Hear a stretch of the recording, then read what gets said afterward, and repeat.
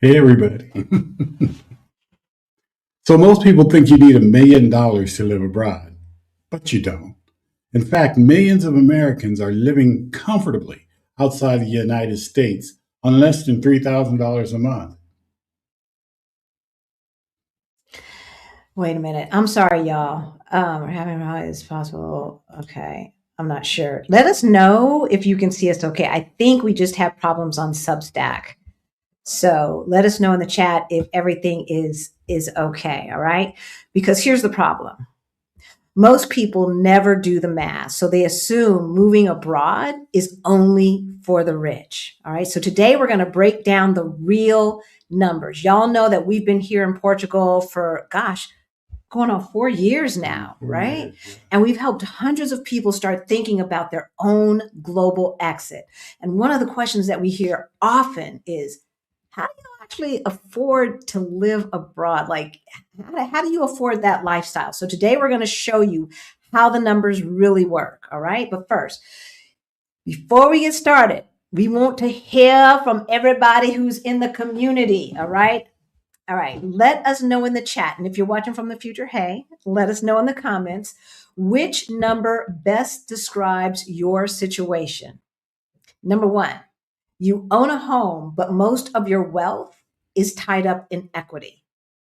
Number two, you're living paycheck to paycheck and feel like moving abroad is so out of reach. Way out of reach. Number three, you make good money, but your expenses are high too. Number four, you're already seriously planning to move abroad. So go ahead and put your number in the chat, and we're going to look at 3 realistic financial scenarios today, all right? And one of them is probably close to your situation. So here's the question I really want you to think about today. Which one of the 3 people or the 3 scenarios that we're going to go through do you think can move abroad first? All right. So keep this in mind as we go over the scenarios. So we're going to show you their financial situation, and then we're going to brainstorm together as a community. That's right. All right. So let's get started. Hey, y'all. My name's Halisi. And I'm Rick. Welcome to Our Black Utopia. On our channel, we talk about money, we talk about travel and life abroad. We help folks who look like us, who are getting close to retirement age and forgot to plan. We help you get your money straight so that you can retire on time or maybe even early. And abroad's not bad either. It's not bad. It's not bad. It's not bad. It's not bad. All right, sweetheart. So what are we talking about today? So today we're talking about how we actually afford to live overseas. Here's what's going on to do today. Here's what we're going to do today. I don't know what I'm thinking of going on. First, we're going to walk you through how we afford to live abroad. We'll talk about our savings, our income streams, our fixed expenses right here in Portugal. Then we're going to look at 3 different financial scenarios, 3 people, 3 different money habits. That's right. And we're going to discuss how each one could potentially move abroad. Right. But first, if you're new to our channel, you might not know, back in 2018, Rick and I got a wake-up call, y'all, right? We were getting close to retirement age, and we looked at our money, and it looked a little cray. Crazy. But we did get our financial act together, and we went from negative 22,000 in net worth to over 1.1 million. Y'all, if we could do that, you can do it too. All right. So if any of that sounds interesting to you, if it's motivating to you, what we need you to do is subscribe. We're coming up on our 4-year anniversary, and we're really, really, really trying to get to 100,000 subscribers. We know that a lot of you who watch, you're just lurking around in the background. You think you subscribed. You ain't subscribed.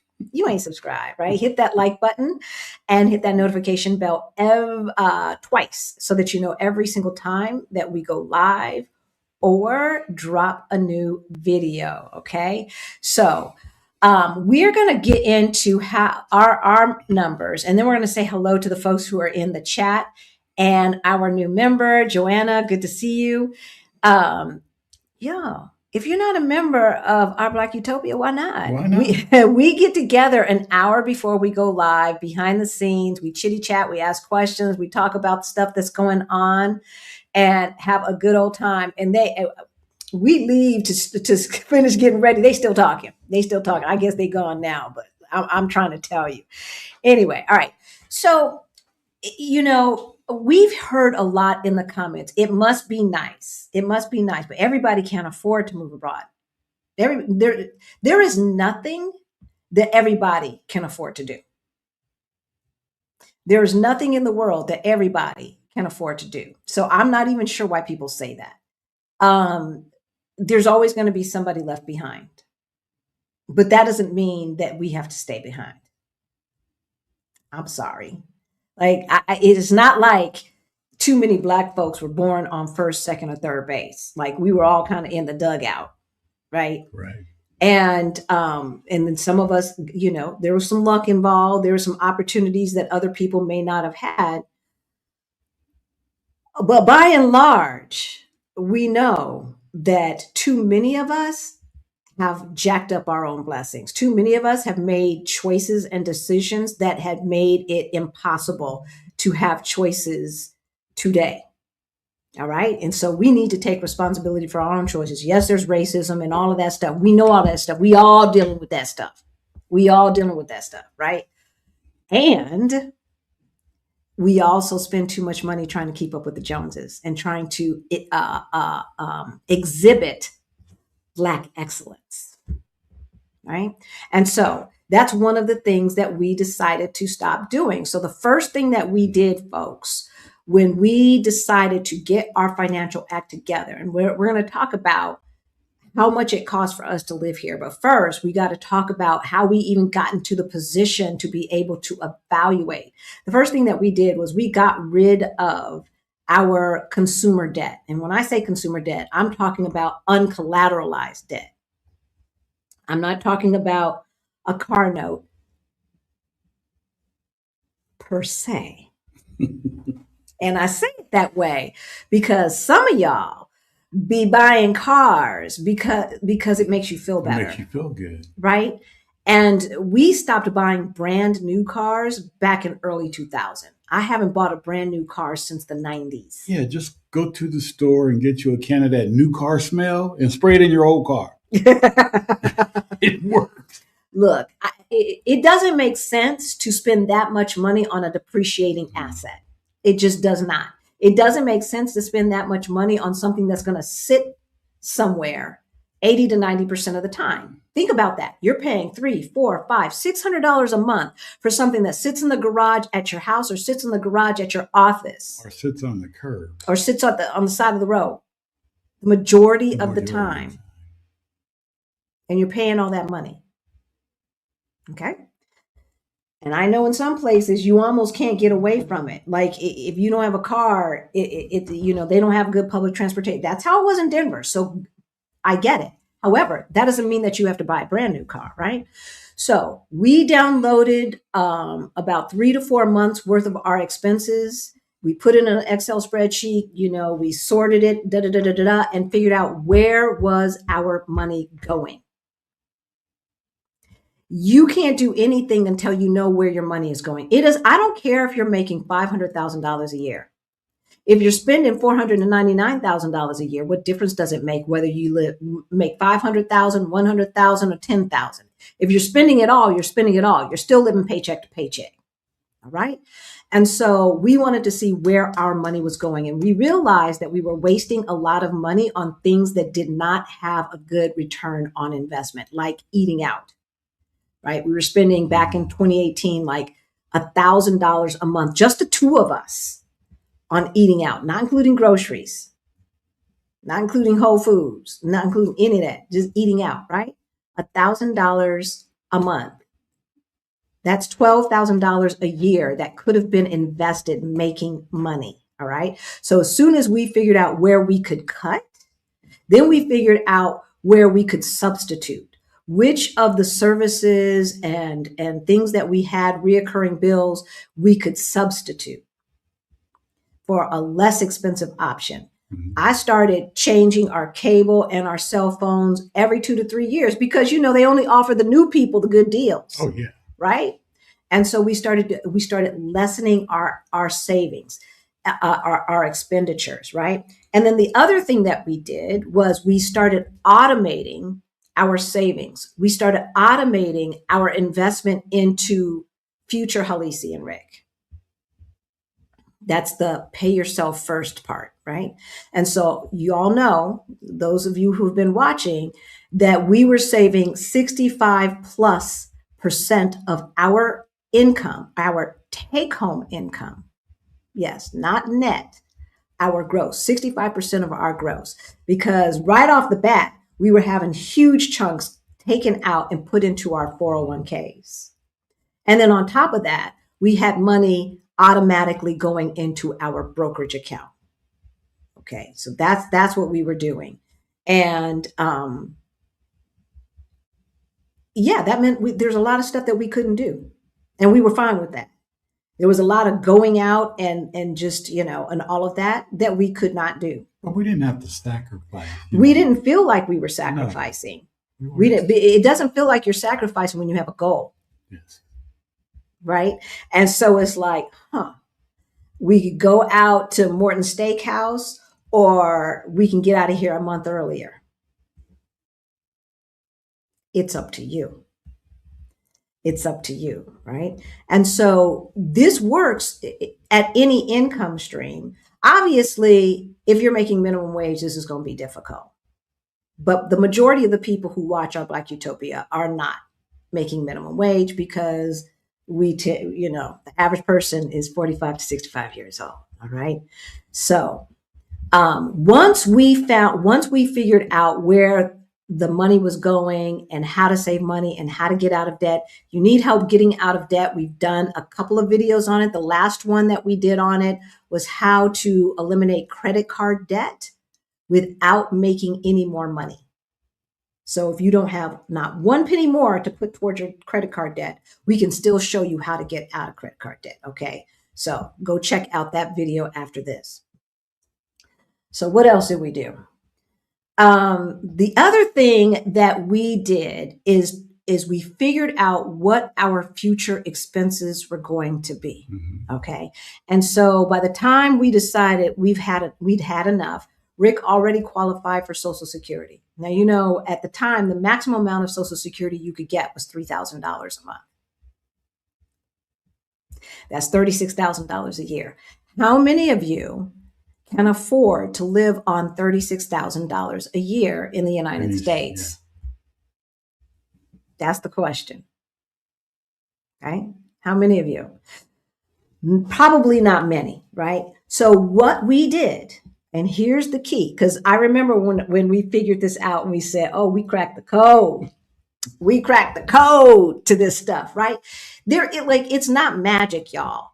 You have to decide how much money is going to be enough for you to live the life you want, and where can you live on that amount. Okay. So the assignment was, we had to find some place that we could live the way we wanted to live off of that one Social Security check. And at the time, what was it, 25 or 2,600? Like 26, I believe. Yeah, scoot up some. 2,600 per month. So we had to figure out a place where we could live on $2,600 a month. And Lisbon, Portugal came up on the list. It was nowhere in the United States that we wanted to live. That's for doggone sure. Right? Am I lying? No, not at all. All right. So, so we knew how much we had. We had $2,600 a month. We designed a life to live on that amount. Yeah, but what if something happens? That's why you save your emergency fund. That's why you save your emergency fund. Rick and I saved 2 years living expenses, 2 years worth of living expenses on top of what we were putting in our 401k and brokerage accounts. We were serious. Now, do you need to save 2 years living expenses? Not necessarily. No. You have to decide what you're comfortable with and what your income streams are bringing in, right? So, first thing was to figure out where we were financially and to get out of debt and start saving towards our goal. right? The third thing was to figure out a budget that we could live and still be happy. And where could we live on that amount? Okay, so for us, Portugal was one of the places. Y'all know we have permanent residency in Mexico. The other thing is we knew that we wanted to travel. Now, I think that, isn't spring break coming up? Isn't this like spring break season? And so I know in the United States, I don't know how it works here in Europe, but in the United States, that means people are going to be going on vacation. Rick and Rick didn't know about it, but when I told him, I said, we could house sit, and that's how we can still take our vacations and still only have this $2,600 a month, right? We can substitute, the cost for an Airbnb or the cost for a hotel by house sitting. And then we could also get our pet fix on as well. So, that was one of the things that made Rick say, all right, let's do this thing. Maybe we could do this thing, right? And then lastly, we knew that we still wanted to save more money. And so, and we weren't going to be able to do that with just the $2,500 to $2,600 a month Social Security. We also had we still have two rental properties, but they don't bring in enough to make a dent in our savings rate. Okay. They pay for themselves and there's a little bit left over, and that's about it. So that means we had to create additional income streams. And so Rick's big thing is, I told him, I said, look, we're going to do some YouTube. And he's like, everybody wants to do YouTube. That doesn't mean that it's going to make you any money. And so when I started showing him what the possibilities were, he was like, okay, but that means you have to be serious. You can't just put out some videos and see that nobody's watching and say, okay, this doesn't work. Yeah. Those of you who are in the Side Hustle Challenge, y'all getting the 411. If you need help with this, we can help you. Okay? We don't believe in competition. So, everybody should go ahead and get them a YouTube channel, because most of the people who are watching are of a certain age. That means you got something that somebody else wants to know. Right. All right. So we developed multiple income streams. What are those income streams? So we have our YouTube channel. That's one income stream. We do one-on-one coaching. That's another income stream. We have Beyond the Bling, which is our financial freedom program for late bloomers. All right. That's an income stream. We also have our Side Hustle Challenge that we do a few times a year. That's an income stream. We have our Move Abroad Toolkit. It's only $8.99, but that's an income stream. It is. And our MeetUp tickets are on sale. Information is in the description below. That brings in a few bucks as well. So that's like 6 different income streams in addition to Social Security. This is how you do this thing. Okay. You don't have to have Tina Turner money or something like that. You really, really do not. So I will go over what our base expenses are here in Lisbon. Now, understand, babies, we've been here nearly 4 years. All right. We've had this lease. Well, we're on a new lease, but we've been in the same apartment the whole entire time. Okay. So our rent, I think it's $1,450 or $1,400, something like that. I think it's $1,450. $1,450. Okay.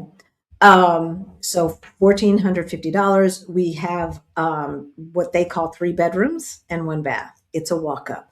Okay. We live humbly.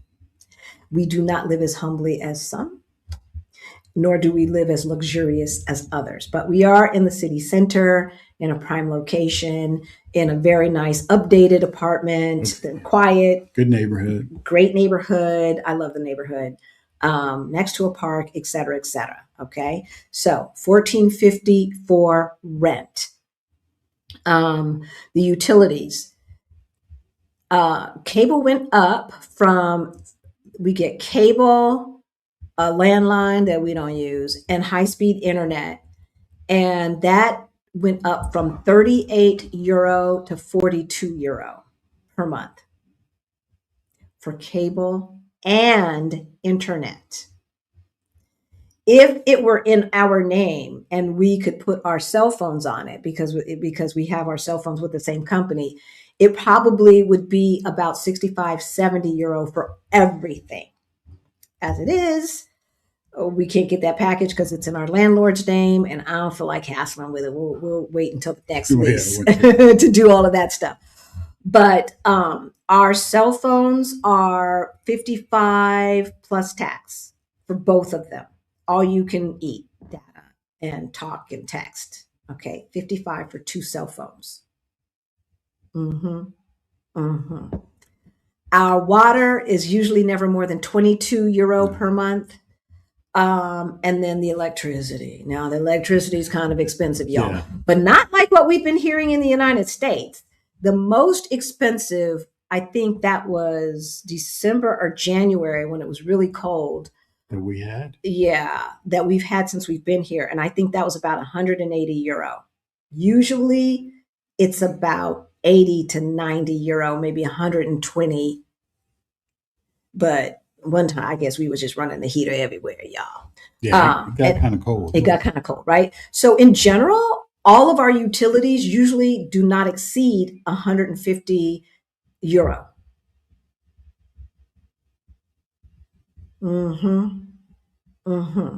Okay. So let's just round it up to 200 euro. So we got 14.50 for rent.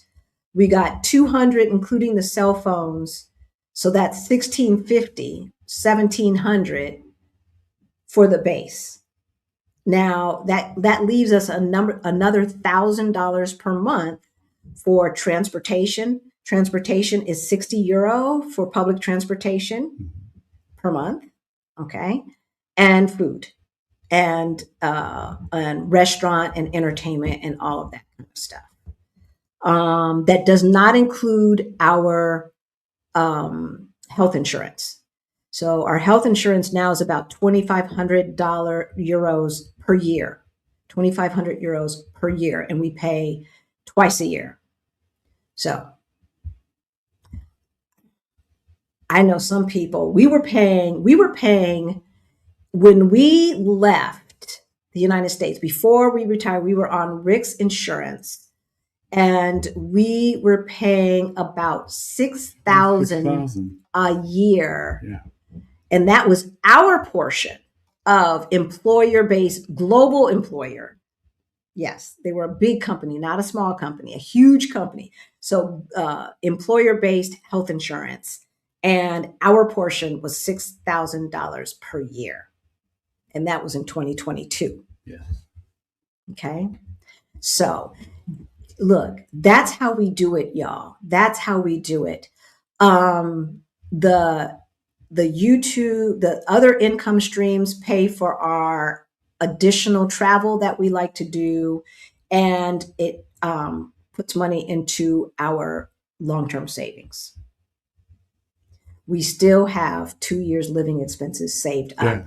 Yeah. And I'm going to tell you, with what's going on in the world right now, I am not counting on taking out any money from any investments for at least 7 years. You know, it's going down now. The melon felon titty baby is going to keep doing what he's doing, being stupid and thinking he knows everything and putting us into World War III.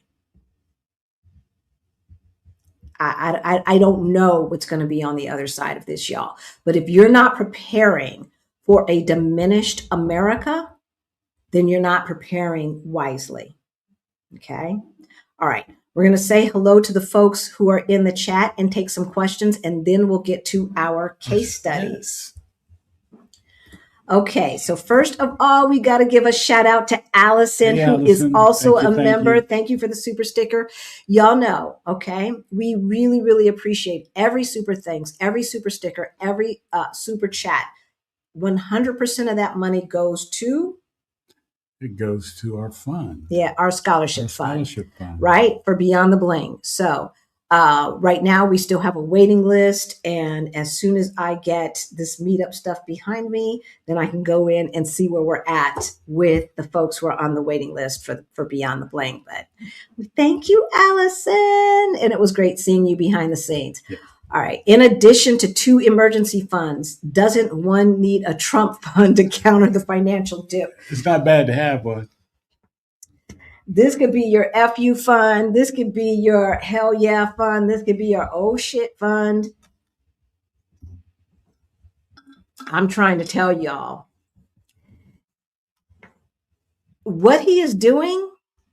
What he is doing is so counterintuitive to anything that makes any kind of sense. I just don't know. I should have got more water. I just don't know.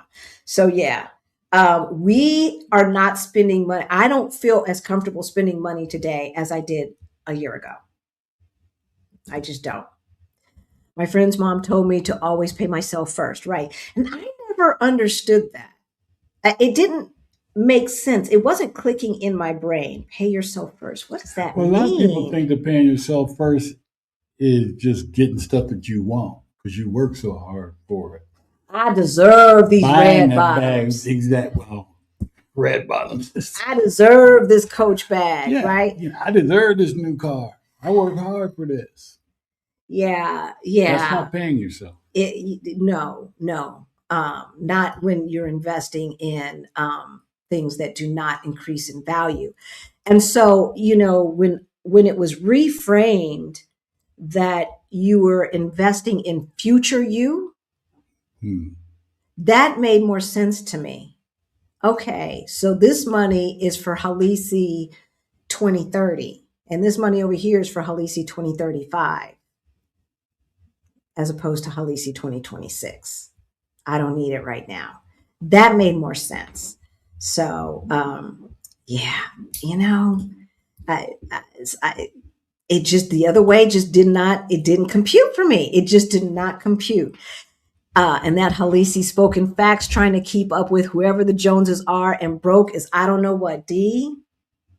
We literally wrote a Dear John letter to the Joneses. For real. Sometimes you have to get your mind straight to stop thinking, because the way America brainwashes us into consumerism, and they have it directly tied not only to our egos, but our sense of self-worth, right? And so we really have to kind of expel and change our thinking about what's the value of stuff. Because I'm going to tell you, when we went to start getting rid of the stuff that was in our house, didn't nobody want that stuff? Didn't nobody? So y'all are keeping stuff thinking, yeah, so I'm going to leave this to my grandkids, and they don't want it. They do not want it. Don't believe me? Try to give it to them right now. See if you've got grown kids. Try to give it to them right now. See if they want it. You will be surprised. You will honestly be surprised. You get your feelings hurt on that. And then when you go through all this stuff, take the time to just go through everything that you have and see how much of it you actually still use, how much of it has a couple inches of dust on it that you don't use and you probably will never ever use again. Just stop and then put a dollar amount to it. Yeah. I love movies. I grew up in the entertainment industry. My parents worked in the entertainment industry. A lot of my family worked in the entertainment industry. And I can watch a good movie over and over and over and over. We had so many DVDs. Unfortunately, the majority of them did not have digital copies. The ones that did, we still have them. But the rest of them went into the scrap heap. All that money I mean, that had to be about $5, 6, 7, $8,000 worth of DVDs at $10 a pop. That's how many we had. It was ridiculous, right? And so Allison was talking about she canceled her subscriptions. Yeah, we canceled cable when we started saving 65% of our income. We canceled cable because we realized the only thing we were watching was the news. Yeah. CNBC and MSNBC. And another thing about subscriptions is they sneak up on you. They do. I got to get them. You know, it's the little subscriptions that we get. Oh, I'll get this and I'll check it out, and then you forget. I was guilty of that a lot. I'd forget a subscription, and then turn around and something ding in my bank account. Yep, and you've forgotten all about it, like, right? I thought I got rid of that. So every once in a while, you just have to go through that stuff. Exactly. I was still paying for Duolingo, which I had gotten from my father. Now, y'all know my father passed away about 8 months ago. I was still paying for it. You know what? Not only did I cancel, I challenged that last payment. I'm like, Seems like I tried to cancel that before. And since we weren't using it, I didn't feel any pain. I did not feel any pain. I'm not using it. I haven't used it. And so they give me my $8.99 back or whatever the hell it was. So that's what they hope. They hope that you forget about them. And a lot of us do. And, you know, it's not a lot to where we pay attention to it. It's that one that sits in the back, that little one that you might be paying, you know, exactly. $6. But all of them start to add up, right? You get rid of cable, and then the next thing you know, you got Peacock, you got Netflix, you got Prime, you got Disney, you got the NFL package and the ESPN package and the this and the that and the other. And now you're paying the same amount you were paying with cable. Am I lying? Mm-hmm. Right. So we kept Netflix, we kept Spotify because we use them on a regular. Mm-hmm. But the rest of them, they had to go. So look at your things, download to see where your money is going. And I don't know how it works on Android, but iPhones definitely under subscriptions will tell you all of the subscriptions that you have on your phone, so that you can cancel that stuff, right? There's a place where it shows the subscriptions. Allison, my husband buys the new car smell spray. Telling you, it works. Look, I don't even need the spray. I just don't care. I don't care. I do not care. That's the one thing, you know, I stopped caring about what I drove a long time ago. I think when I was a single mom and I had to get a car, my baby daddy totaled my car, you know, and that's a whole long story. So I had to get a car and I didn't have a lot of money saved and I didn't want a car note. So I bought a bucket. It was a Subaru, no, not a Subaru, a Volvo. That's right, a Volvo. It was a Volvo.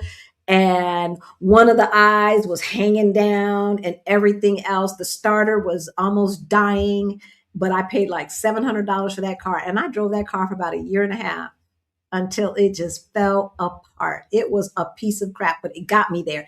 And I remember when I pulled up in the car and this other woman who worked in the office next door, she's like, nice car. And I'm like, yeah, it gets me there, bitch. You know, like, unless you're going to pay my car note, shut the fuck up. Right? I do not care. You do not pay my bills, and I'm not trying to impress your Karen ass, right? Hi, everyone. Live within your means anywhere. That's right. That's the thing. You have a budget, stick to it, period, the end. And the way that we do that, the way that we are able to do that is that let me tell you what we used to do. What we used to do is say, okay, we're going to save $300 a month.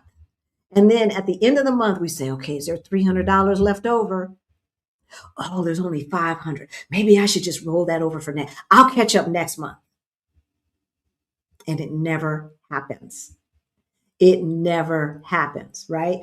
And so what we started doing is as soon as we got paid, well, first of all, a good 60% of it went into our 401k before it even touched our hands. And then that other piece that went into our brokerage account would be transferred from our job straight into our brokerage account. It never touched our hands. And then the savings, the cash that we were saving, as soon as it hit our checking account, we had an automatic transfer happening, right? That went to our savings account. Anything that was left over was for us to spend. We call that the unbudget, and we didn't make that up. But because I'm not going to go itemize. I already know that I should be able to scrape off X amount of dollars off the top. When I do the numbers, I should be able to scrape off this amount of money off the top. Right. Cool. I'm going to do that up front at the top. I'm going to pay future Halisi and future Rick first. Scrape it off the top. Whatever's left over, spend. All right. If you want to live P. Diddy Dodo or Doodoo, I don't know if that's Doodoo or Dodo. Look how well that worked out for him. Good luck with that, right? I know, right? Sometimes the grass really is not greener. It really isn't. All right, Myra says she chose a number 5-year-old, made mistakes, life happened, and had to start over. Now living check to check and feel stuck. We've all made mistakes. Yeah. We've all made mistakes. The only mistake that I didn't make is with the cars. That's probably the only mistake that I didn't make, but all the rest of them. But a lot of people never realize that they made mistakes, and they keep making making the same mistakes over and over, right? That's the thing. Hey, Paula, good to see you in Merida. And Jean, thank you. Gifted 5 memberships. Thank you so much. All right. Okay. So if that is it with the questions, we're going to go ahead and put up the first case study, y'all. All right. And this is a group project. We want to hear what you have to say as well. All right. So let's make sure. Wait a minute. Okay. That's not the right one. I thought I put this one up. Not put that one. There you go. Okay, that was weird. This is not right. This is old. That's what I asked you. That's what it sent me. Y'all, okay, I got to go get the right ones. I don't know what in the heck happened. Gosh darn it.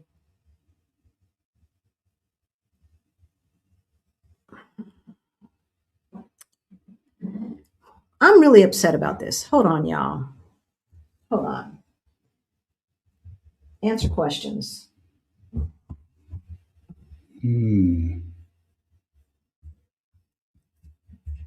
Let's see where we were.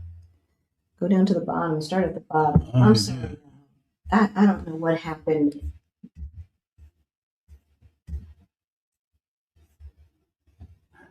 Hello. I can mark questions. How about that? No, answer them. Talk. Okay. Don't just read. I'm trying to see what's what. This car payment gives you PTSD. Oh, okay. I love passion. Just thought of car payment gives you PTSD. Yeah. Don't it? Oh my God. I'm so glad that we don't have cars and car payments and all that crap anymore. It's God, Oh, since 360. You guys are doing okay. Portugal has its pros and cons, but y'all made it work. We did. And we love it here. We enjoy it and got a great community here. So we keep trying to make it work. Keep going at it. That's all you can do. Hi, Karen Louise. She canceled all her subscriptions except Netflix and the annual fee app, and ended up never using. I hear you, Duolingo, Babbel, Apple Music. I couldn't afford Apple Music. I just couldn't do it. So yeah, get rid of them subscriptions if you don't need them. If you're not using them, good to see you, Karen Louise. Hey, Sorry, Benita. She said, I don't take blessings for granted. Ah, where do I click to get that? Mona. Hey, Mona. Thank you for the super sticker. We appreciate you so much. All right, I've got it up here. Let's see. All right, here we go. Y'all, I know that I asked it to print the first 3 slides. I know because when I went into Canva, it still said print slides 1 through 3. So why he got slides 4, 5, and 6, I had no idea. No idea whatsoever. But anyway, all right. So this is Denise and Marcus. All right. They're a 52-year-old couple living in Atlanta. All right. Their home is worth $650,000 and they still owe $180,000 on it. All right. So let's do the math on that. 650, all clear. 650 minus 180. That means they've got $470,000 worth of equity. All right. $470,000 worth of equity. Their combined income is, let's take, You want to take that off? Yeah, the comments. Whoops. Go down to what? Style? Are you trying to take the notes? Yeah. People, no. Private, no. Click notes right there. And turn that off. Oh, you turn that off. There it is. All right. Okay. So combined income, $120,000 annually with $18,000 in savings. Only $18,000, y'all. They make $120,000 annually, $18,000 in savings, $210,000 in their retirement account. Not bad. Not bad. All right. Challenge. Most of their wealth is tied up in the equity of their house. So they want to move abroad. What would you suggest that they do? What would you suggest that they do? That is the question. Okay, we're going to go over to the chat and see what y'all are talking about.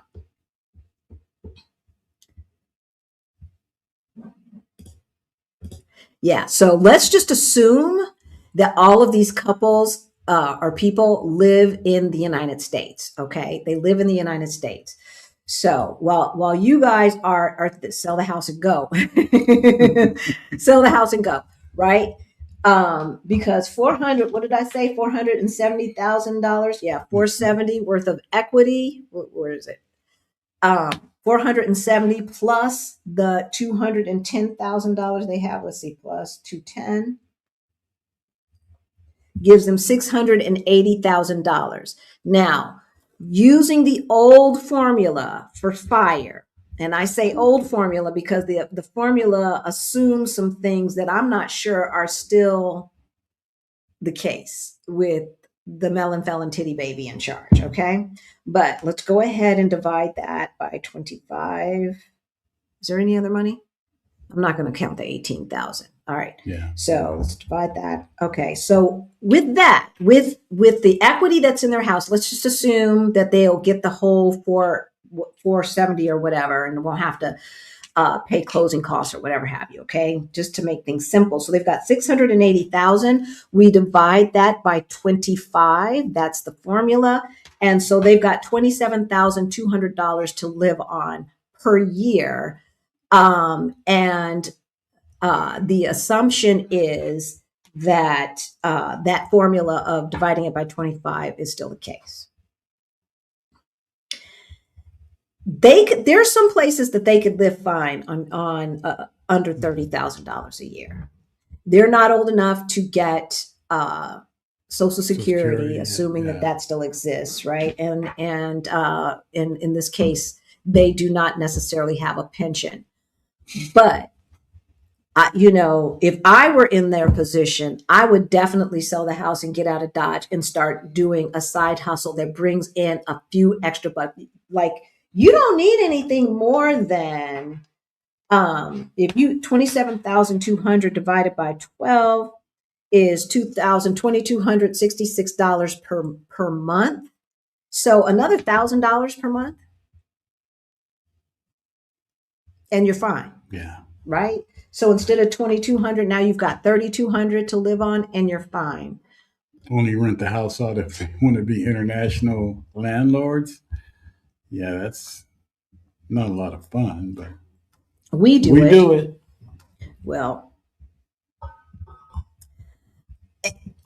the thing that you need to think, that a person needs to think about, is not only just the pain in the buttness part of being a landlord, but also if they think the house is going to hold equity with what's going on in the world today, right? We can't just assume that the value of housing is going to continue to go up the way it has gone up in the past, right?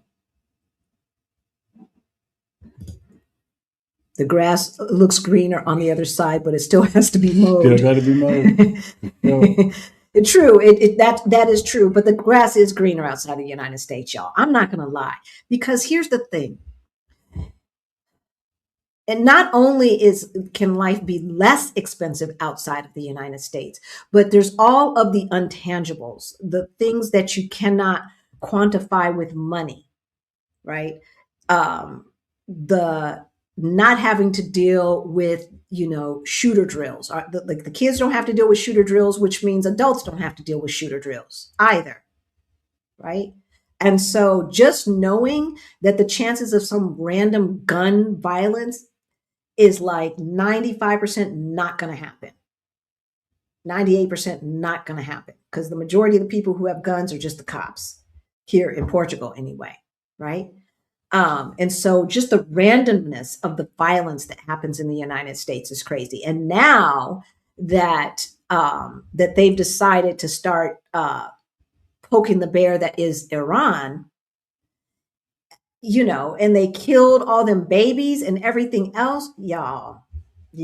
So all of just not having to deal with all of that stuff, I don't know how you put a price on that. All right. What else? And so, yeah, if they could rent their house out, and that could be their extra $1,000 a month. True. But then they would not have as much savings, right? Because the majority of their money is in their house. Right. So, and that's a lot of us. All right. Lady Srita says, my dad would say, sell, good riddance of a headache. I would probably sell in their position too, only because they only have $18,000 in money that cash they can access. The $210,000 they cannot access without penalty, right? For another 7 years. So that's the thing. So Benita and them are selling. They're selling, and their cars. Sell. A Shira or a Shira? Let me know. Would they make money in a sale? Yes, they still owe on the house, right? Mm-hmm. But it's worth $650, and they only owe $180. So the difference is 400 and something, 420, something like that, 430, whatever. So, so they've got a lot of equity in the house. And even if, hit that like button, y'all, hit that like button. Even if they, even if they have to pay closing costs and stuff like that, they're still going to walk away with a good $400,000 or so. Right. So that's a good chunk of change that is outside of their retirement accounts. I don't like, only having 18,000 in savings. Now, you do not necessarily need $400,000, $500,000, $600,000, $700,000 to move. That's not what we're saying. But if they do not want to do any side hustle or anything, then yeah, they're going to need that money, right? They're going to need that money. Okay. Hey, Yakota. What else are you guys talking about? Sell the home, put the proceeds, 60% dividend producing stocks, ETFs and bonds, or high yield savings. I don't even know if high yield savings accounts even still exist anymore. Again, y'all, money that is invested in the stock market, you should not need for at least, we used to say 3 to 5 years. Now I'm saying 5 to 7 to 10 years. Okay. Because of what Ashira. Okay. Thank you. Because of what the stock market is doing and what the melon felon's doing. Okay. And yeah, so, managing properties from abroad, I wish we would have sold our house in Denver. Had Kamala gotten elected? Maybe not, but she didn't. And so here we are. And it's going down in value. Why? Because of the melon felon, because he doesn't know what the hell he's doing. He does not know what the hell he's doing. So, all right. Let's go. If that's it, we're going to go to the next slide. Angela Restart. Where do you get these names? A 47-year-old healthcare administrator rebuilding financially after divorce. We all been to the having to rebuild, divorce or no, right? She makes $72,000 annually. She has $9,500 in an emergency fund and $42,000 in her retirement fund. She's got $12,000 worth of credit card debt. She would like to move within 2 years. Now, what can we do to get Angela out of Dodge by the end of the year?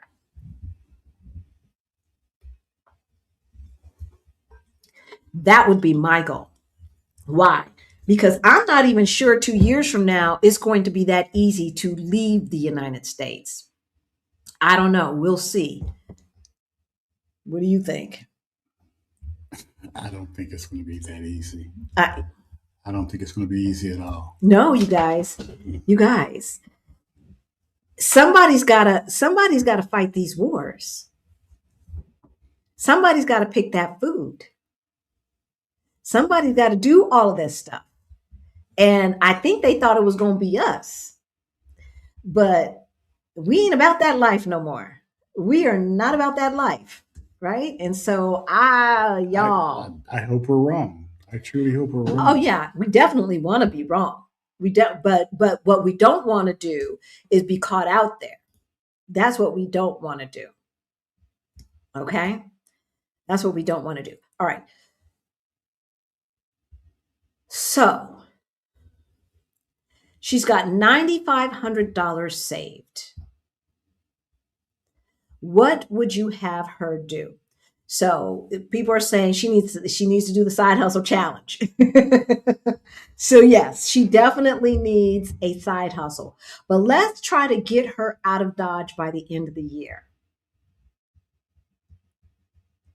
The question is what are her expenses, right? If she can get her expenses down and pay off the credit card debt using the method that we taught, where you can get rid of your credit card debt without spending any more money towards your credit cards. All right, there's a way to do it. Okay, so let's assume that her expenses are not going to change to try to get out of debt. She could save more money. She could save more money and start looking for a job online. And if at the end of the year she didn't have anything more than like $12,000 to $15,000 saved, and she got a 100% remote job, I think we could get her out of Dodge. I'm not sure that she would necessarily qualify for a long-term visa, but for now, she could do the tourist visa, lower her expenses, and start saving more money while she built her side hustle so that she could qualify for a long-term visa. Right now, the United States visa is still strong enough to give you anywhere from 3 months to a year in some cases. In some countries, you can stay a whole year on a tourist visa. Okay. So that gives people the opportunity to have a 6-month lease or something to get that lower rent. So that's what I would do. What do you think? Yeah, she needs to be somewhere where she has lower expenses to definitely save more money. Yeah, exactly. And so Curly brings up a good point. You need a 100% remote job, okay? And they are out there. You obviously, one that requires you to stay in the United States is not going to work. Using a VPN long term is probably not going to work. Okay. Hey, Maria, good to see you in the chat. All right. So quiet, broad abroad. Hey, quiet, broad abroad. your stuff, your videos come up on our feed. Great name. So check out her YouTube channel. Slow travel, y'all, is a good thing. And that's what Rick and I were initially going to do. And the only reason that we did not is because we realized that the tax scheme, the favorable tax scheme here in Portugal, was set to expire. It's going away. And so we wanted to get here before that expired. And so that's why we decided to, instead of doing the slow travel thing, to just go ahead and get our residency here in Portugal. The other thing that you all need to be thinking about is another passport. But in the meantime, in between time, if it's just about getting out, slow travel, y'all. Slow travel. Don't sleep it. You can pick up the residencies at least, yes. Exactly. So that Jam says, I have no debt, but heard of an American that filed bankruptcy and started over in France. Look, if the melon felon can claim bankruptcy 6-7 times and get out of paying everybody and then end up president, the word says follow the laws of the land. And the laws of the land say you get to claim bankruptcy. So, yeah, I would think about it. If you're not needing your credit for a while. And it doesn't affect you over here like it does in the United States. No, it doesn't. And when we got a bank account, they didn't ask for our credit score. It might be for a slight reference or something like that. But yeah, everything is not built on your credit score. Yeah. When you get a house loan, the loan system works very differently here and in the UK than it does in the United States. But it is a reference point, but it is not the determining factor by any stretch of the imagination. So. Yeah, somebody else saying her credit card debt wouldn't matter outside of the United States. No, it doesn't necessarily matter. So the thing that you all need to think about is, can you envision a scenario of you going back to the United States where it would matter? Right? Again, bankruptcy can get her out of that $12,000 credit card debt. Assuming that she's thinking that she won't need a good credit score for 7 years. If she's already got credit cards, like I would keep one credit card just to rebuild the credit. And also if she has any credit cards that offer points and stuff like that. Make it a credit card that's going to make sure you get something from it. Exactly. Not cash back. No, those are never Not that good. cashback. They're never that good. But the points be adding up. And we put everything for the most part goes on our credit card, groceries, everything. We pay it all off at the end of the month and we start racking up those points. That also helps with the travel because that was something that we wanted to make sure that we were able to do when we retired. Pay off debt. Greta says, pay off debt, save and invest aggressively. 2 years would not be realistic unless she could get a remote job. Yeah, she has to create an income stream, whether it's a remote job or a side hustle or something like that. If we're talking about getting out by the end of the year, she needs to start her side hustle now or start looking for a 100% remote job now. Right? Allison says, find a remote job. Myra, with all the things that are going on, the melon felon with the if someone is not currently in the market, ETFs, S&P, etc., is still safe to start. Is it still Yeah. safe to start investing today? Yes. But the rules of engagement have changed, right? And as we said, we used to say that money invested in the market is not money that you will need until at least 3 to 5 years out. Now we're saying 5 to 7, maybe even 10 years out, because what he is doing is not just changing the dynamics of America for the next 5 to 10 years. He's changing it for generations. The America that we knew is gone and will never be back in our lifetime. It will never be back. It's done. It's over. Y'all realize that, right? And so America is not going to be the superpower anymore. By the time this thing is over, I wouldn't be surprised if the dollar was not the currency of trade anymore, etc.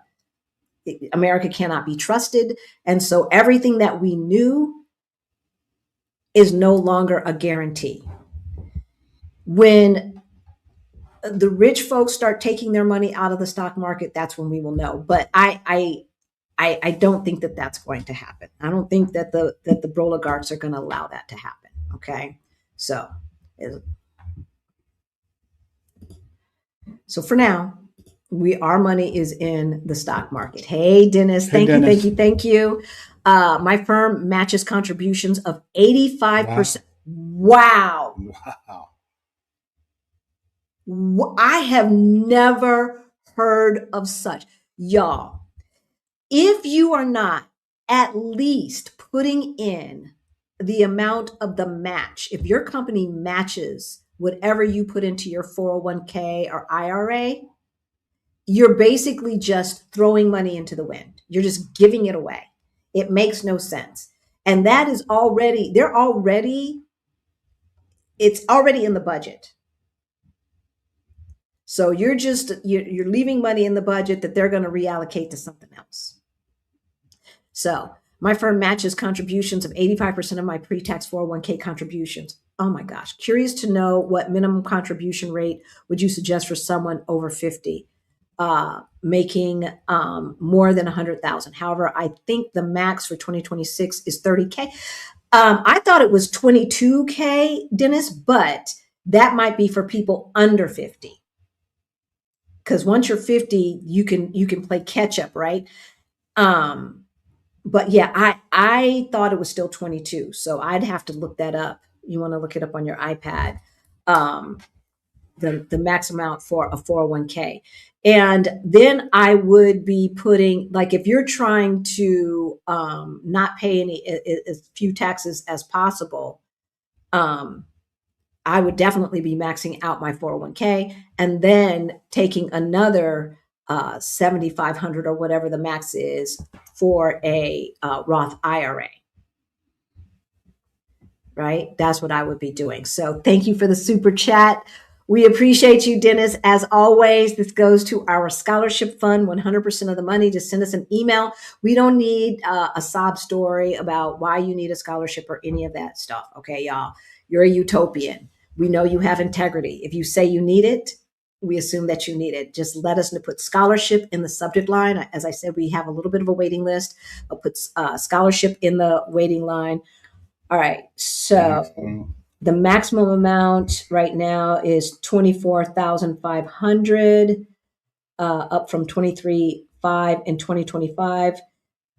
Employees age 50 or older can contribute an additional 8,000. So yeah, so that is 30 something. Contributions. Yeah, so that is 30 something thousand. So 32,500 is includes the catch up amount. Mm-hmm. Not catch up with a K, but catch up with a C. 32,500. Okay. Okay. So there you go. There you go. All right, what else are you guys talking about?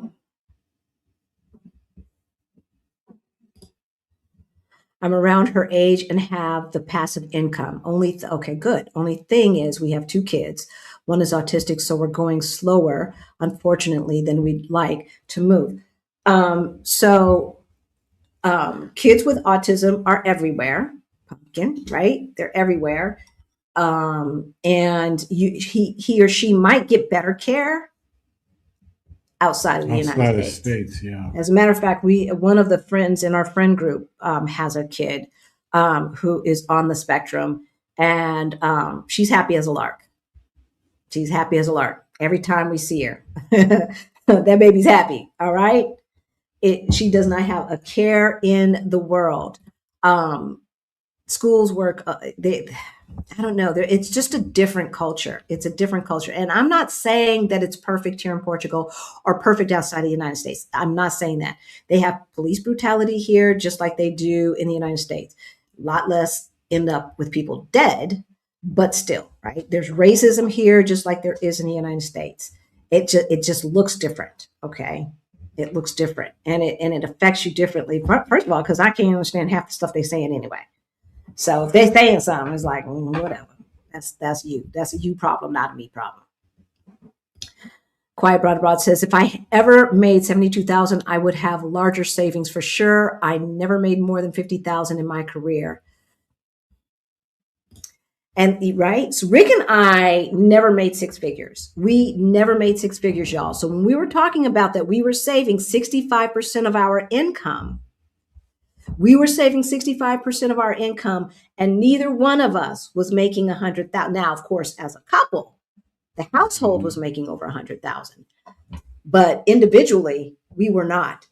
We were not, and it's not like I was making or he was making 99,999. No, no, we were not. So it can be done. It can be done.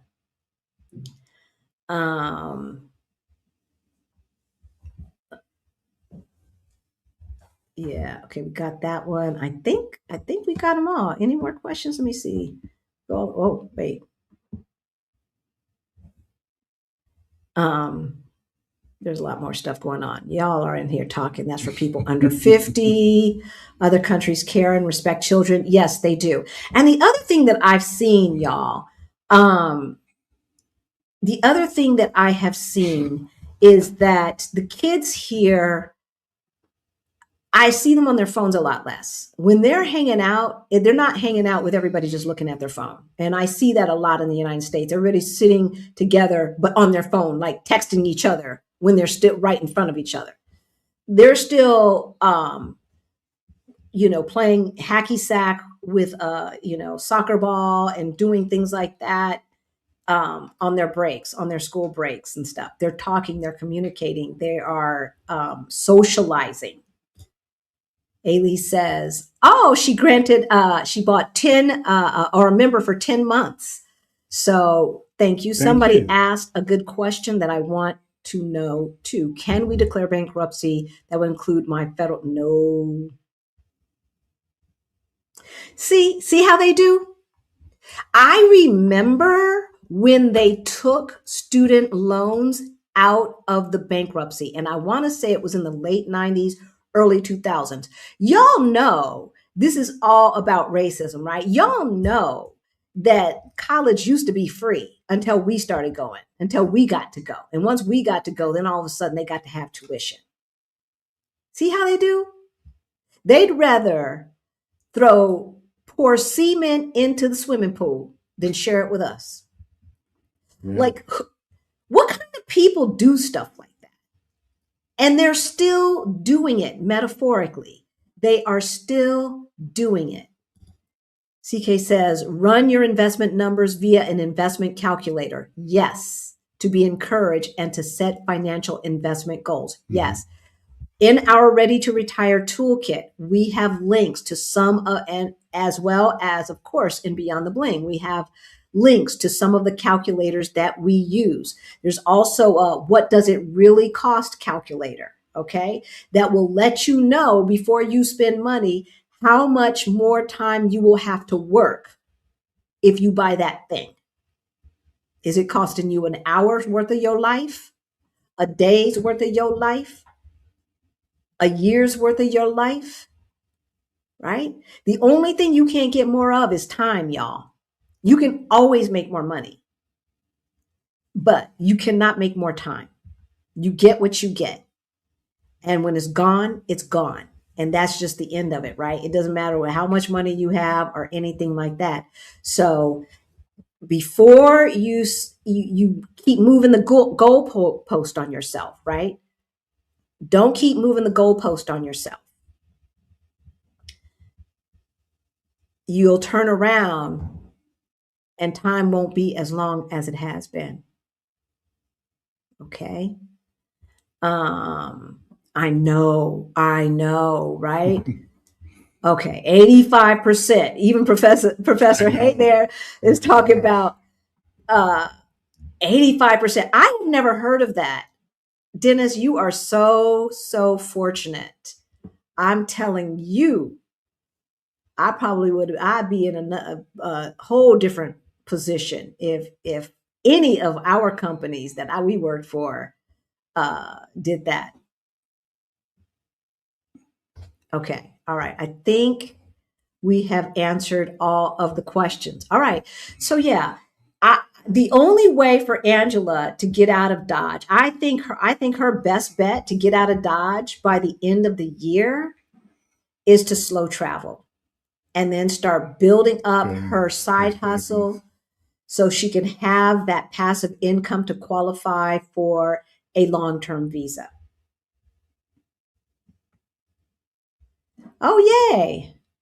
So Voices of Prayer is coming to the meetup. Meetup tickets are on sale, y'all. Meetup tickets are on sale. So since she's talking about it, I so look forward to seeing you guys in June. Got my tickets, also waiting for my second visa appointment for Portugal because the first one we had to cancel. It's so hard to get appointments now, y'all. I just don't know. Let me mark that. So our meetup is June 15th and June 16th, but the activities go from June 10th through June 10th. Okay. And so there's some add-ons. The two main events are the 15th and the 16th. And we're doing an African Lisbon tour together. Afro Flavors tour is coming. The jazz concert is coming. But African Lisbon tour, Juneteenth, and cruising up and down the River Teju. So we've got a riverboat cruise as well. So all of that is available for you. And it's the riverboat cruise is limited. Juneteenth, limited. African Lisbon tour, limited. Probably won't run out of tickets for the meetup though, but we might. We might, because that's limited too. So Dennis is winning. Dennis is definitely winning. We have when is the next Beyond the Bling group starting? I'm not missing another session. So Beyond the Bling is ongoing. Okay, it's an ongoing thing, and it comes with monthly group coaching. So we meet every second Saturday at noon, noon Eastern time. Every second Saturday, noon Eastern time. And then the Financial Freedom Lab, which are the cohorts of the Side Hustle Challenge, we meet with them every second Saturday as well, an hour and a half later. Okay. So 1:30 Eastern time. Yeah. 1:30 Eastern time for the Financial Freedom Lab. Those are the side hustle cohorts. And then Beyond the Bling meets at noon every second Saturday. But when we do the challenge, we meet every Saturday. The challenge people meet every Saturday. And then after it's over, it is just every second Saturday for a year. Social Security checks will be diminished to cover outstanding student loans. Feds don't care if you eat, have medical care, housing. Yeah, I mean, if your only income is Social Security and you have federal student loans, not private student loans, chances are that you will qualify for having close to a zero payment. And then after you've had it for so many years, I think it's 30 years, they just take it. So, well, they used to take it away. I don't know what they're doing these days. Give you a deferred payment or something. Exactly. When we first moved here, I was paying zero on my student loan. I still have a student loan. Yeah, they don't take it away. They just. Yeah, well, and it's not deferred. It's not deferred. It counts because it counts towards the 30 years. But because of our income, they're like, okay, well, you're based upon income-based repayment plan is zero. Now, I don't even know if they still. I slid in and got income-based repayment plan. They were trying to jack my payment up to $900 a month. I'm like, I've been paying on this thing since 2007, 2008. You can kiss my behind. I am not. So I got this Black woman on the line and I told her, hey, this is what the deal is. She's like, all right. She said, how about $42 a month? I'm like, that I can do. That I can do. And I'm not paying them not one penny more than they require me to pay. Not one penny. Not one penny. To me, they've gotten their money back plus the VIG. So they don't, no. And that's another thing. When my parents went to college back in the early 70s, late 60s, student loans, federal student loans, the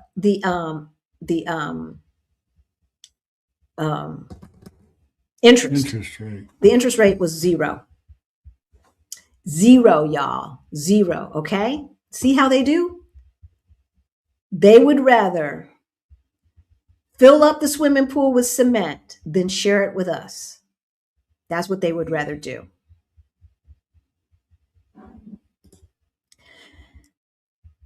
So if you are coming to the meetup and it is part of your scouting trip, we suggest that you stay in an Airbnb. Okay. If not, we are telling people to stay in Inspira.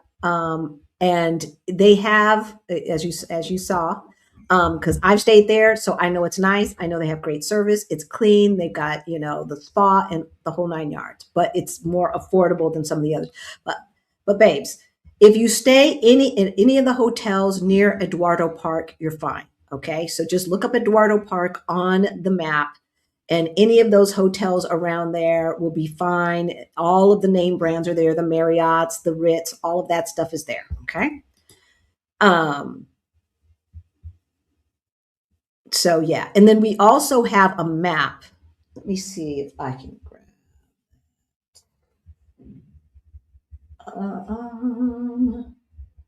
We do have a map that is in our Airbnb video, but let me see. I think I've got it right here. Let me grab it right quick and I'm going to put it in the chat. Wait 1 sec, y'all. So this map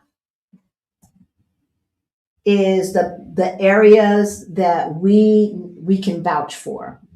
Okay, I'm putting it in the comments right now, linked into the chat. All right, I just put it in there. It should have showed up. So we've circled an area. We've also overlaid the metro system over the map so that you can, perhaps choose a place that's close to the metro. The public transportation system here in Lisbon is wonderful when they're not on strike. It's inexpensive. It's holistic. It will get you usually within a block of anywhere. Okay, unlike Western United States, which, that last mile is always a pain in the butt, right? But the public transportation system here is great. So I'm going to take this down for a second and see what else you guys are talking about. And then we'll get to the very last one. Ooh, wait. Somebody got They're rarely on strike now. Yeah. Still happens, but rarely. You know, when we first got here, it seemed like they were on strike a lot. But I can't. There's been a couple, especially who was that talking? One of our Portuguese friends, especially that rail that goes from Cais de Sodré down to Cascais, right? They seem to mess with that one where they don't cancel it altogether, but it's only running like, every other hour as opposed to every 20 minutes or so. Are you talking about the metro? I thought they were fixing something. They were maintenance. They do it for maintenance as well. But when they go on strike, they also do that stuff. I remember that. Will there be food options for vegetarians and those with gluten allergies for the Juneteenth celebration? Yes. Okay, I've never heard of the Seven Hotel, Allison, but Allison says she stayed at the Seven Hotel. And I suppose since she's mentioning it, it was worth it. It was worth it, yeah. Hotel. Another route to indentured servitude, these student loans, I'm sure she's talking about. It's true. It's true. Okay, we answered that one. Any more questions before we get to the third scenario? Okay, the objective is, because we keep hearing in the comments, well, it must be nice for you. Everybody ain't got money like y'all got. Now, we are not rich. Yes, we have a net worth of 1.1 million. But that's also tied up in, like the first couple, in two pieces of property in the United States. Okay. So, yeah, I absolutely, in South Africa as well, y'all. I love watching how the kids interact here in Lisbon. I can only say Lisbon. I mean, I've seen them in Coimbra, we've seen them in Porto and stuff like that, but I see them every day because we live literally across the street from high school. So every day during the school year, we are inundated with kids around our house, and I've yet to see a fist fight. I've yet to see an argument. Now I'm sure they argue, but like a loud, like ooh, those kind of arguments. Remember them back in school? Yeah, I have yet. And there's a middle school down the street. They come up the hill as well. So one could say, well, high schoolers are too old for that, but there's a middle school down the street as well. I have yet to see a fist fight with these kids. Now, I'm sure they happen, but it seems to me when I was in school, it was almost a daily occurrence, or at least a weekly occurrence. Somebody was, I see you at the school. I see you at the school, right? Meet me at the, all that nonsense, right? Meet all me that in the trap. Exactly. It's going down. Exactly. So yeah, it's a different culture here.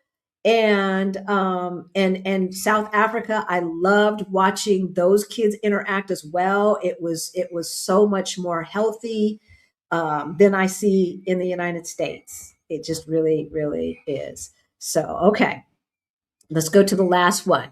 This is Chris and Carla, big income. A professional couple earning 240,000 combined income. They have been in lifestyle inflation, all right, nearly $18,000 per month in spending. All right, so let's take their 240. Whoops. Let's take their 240,000 and we're going to divide that by 12. So their monthly is 20,000 and they're spending 18,000. They only have 35,000 in savings, 400,000 in their retirement funds. All right. So what do we need to tell them? What do we need to tell them? Let's go all the way. I want to see what you guys are saying.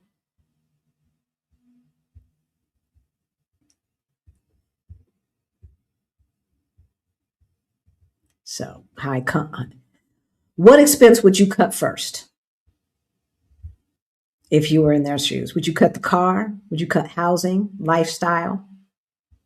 What would you cut? I mean, they look very classy. It might be hard to cut lifestyle. Look. Jimmy Choo's be calling out. With only $35,000 saved, something needs to give, right? Something needs to give. So I bet you dollars to donuts they could cut their expenses greatly. I bet you they've got 2 expensive cars, right? And so those need to be sold. Like if they're trying to leave by the end of the year, I would see if we could find a way to go down to 1 car and sell the other. That's for sure, right? Everything every subscription and all of that stuff that they haven't used in the last month needs to go. I bet you they're eating out a lot, right? That the start cooking at home, right? So Ailey says car, eating out, subscription, right, is selling as much as they have, right? Cut spending and car. They've got to cut spending because like the average couple does not need to be living off of $18,000 per month. No. They just don't.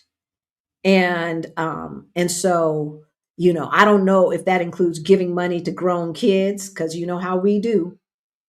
Grandbabies and stuff. Oh, mom, we're a little short and she wants to try out for cheerleading and blah, blah, whoop-de-woo, or Pop Warner, and we ain't got the fee, right? And all of that stuff. And unfortunately, now I'm not saying we can't help out our family, but what I am saying is every dollar, especially in their case where they don't have as much saved as they should for the amount of money that they're bringing in. Every dollar that you spend on something today is a dollar that you won't have tomorrow, is a dollar that your kids may have to come up with to help take care of you in your old age. So I remind kids, look, if I give you this, you might be giving it back to me 20 years from now. Because you're cutting into our retirement fund, is what you're doing. You're cutting into our retirement fund. Stop spending that money. Stop spending it, right? Cut out entertainment and non-necessary expenses. We know, right? Lifestyle. Are they going on expensive trips? And here's the thing. Trips do not have to be expensive to be exotic. But if you're going to go with a tour group, okay, if it's a tour group, that means the tour guide has to get paid. Right. So you're paying for that. You're paying to not have to do the work to plan it yourself. And if that's where you want to spend your extra money, that's fine. But so I love what Paula Pant says. You can afford anything, just not everything. Right? So if you want to take vacations with the tour guide, then that probably means you're not going to be able to do something else over here. And if you're fine with that, you're fine with that. But what we can't do is continue to do the thing over here and do the tour guide travel. That's what we can't do. That's how you end up with only $35,000 saved when you're bringing in $240,000 per year. That's how that happens, right? So they want to relocate abroad. They need more money.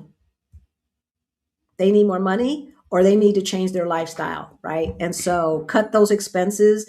They should be able to save. I would say they probably could save 50% of their income.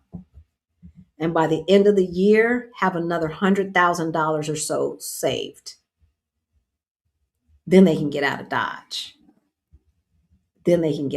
What are you guys talking about? Jackie's saying, I hadn't thought about it, but you're right. I walked by groups of teenagers when in my Airbnb, and they were never on their phone, right? Not to say that they're never on their phone. I'm not saying that. But in America, I literally see people at the dinner table and everybody at a restaurant, and everybody's on their phone. I literally see, kids supposedly in a group and they're all on their phone. But I don't see that here. I do not see it. Okay, so Inspired by Ebony Love says they can cut hair salon costs. Probably if they have them, they don't look like they need 2 cars at their age, right? Exactly. But they probably have 2 cars because it's convenient, right?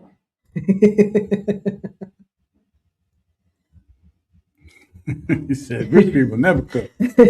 They need to be cooking at home so that they can cut expenses. Octavia says, cut back on lifestyle, cut the clothing budget, and eating out. Exactly. If they're traveling, hold off until after they leave the US. And that's another thing, right? It's less expensive in general to travel outside of the United States. Traveling within the United States is very expensive. It costs more to go from Colorado to California than it takes for us to go from Portugal to Italy. That's just a fact. Buy a crock pot and grill. Buy a crock pot. Yeah. They probably already got a crock pot with dust on it, Lady Srita, right?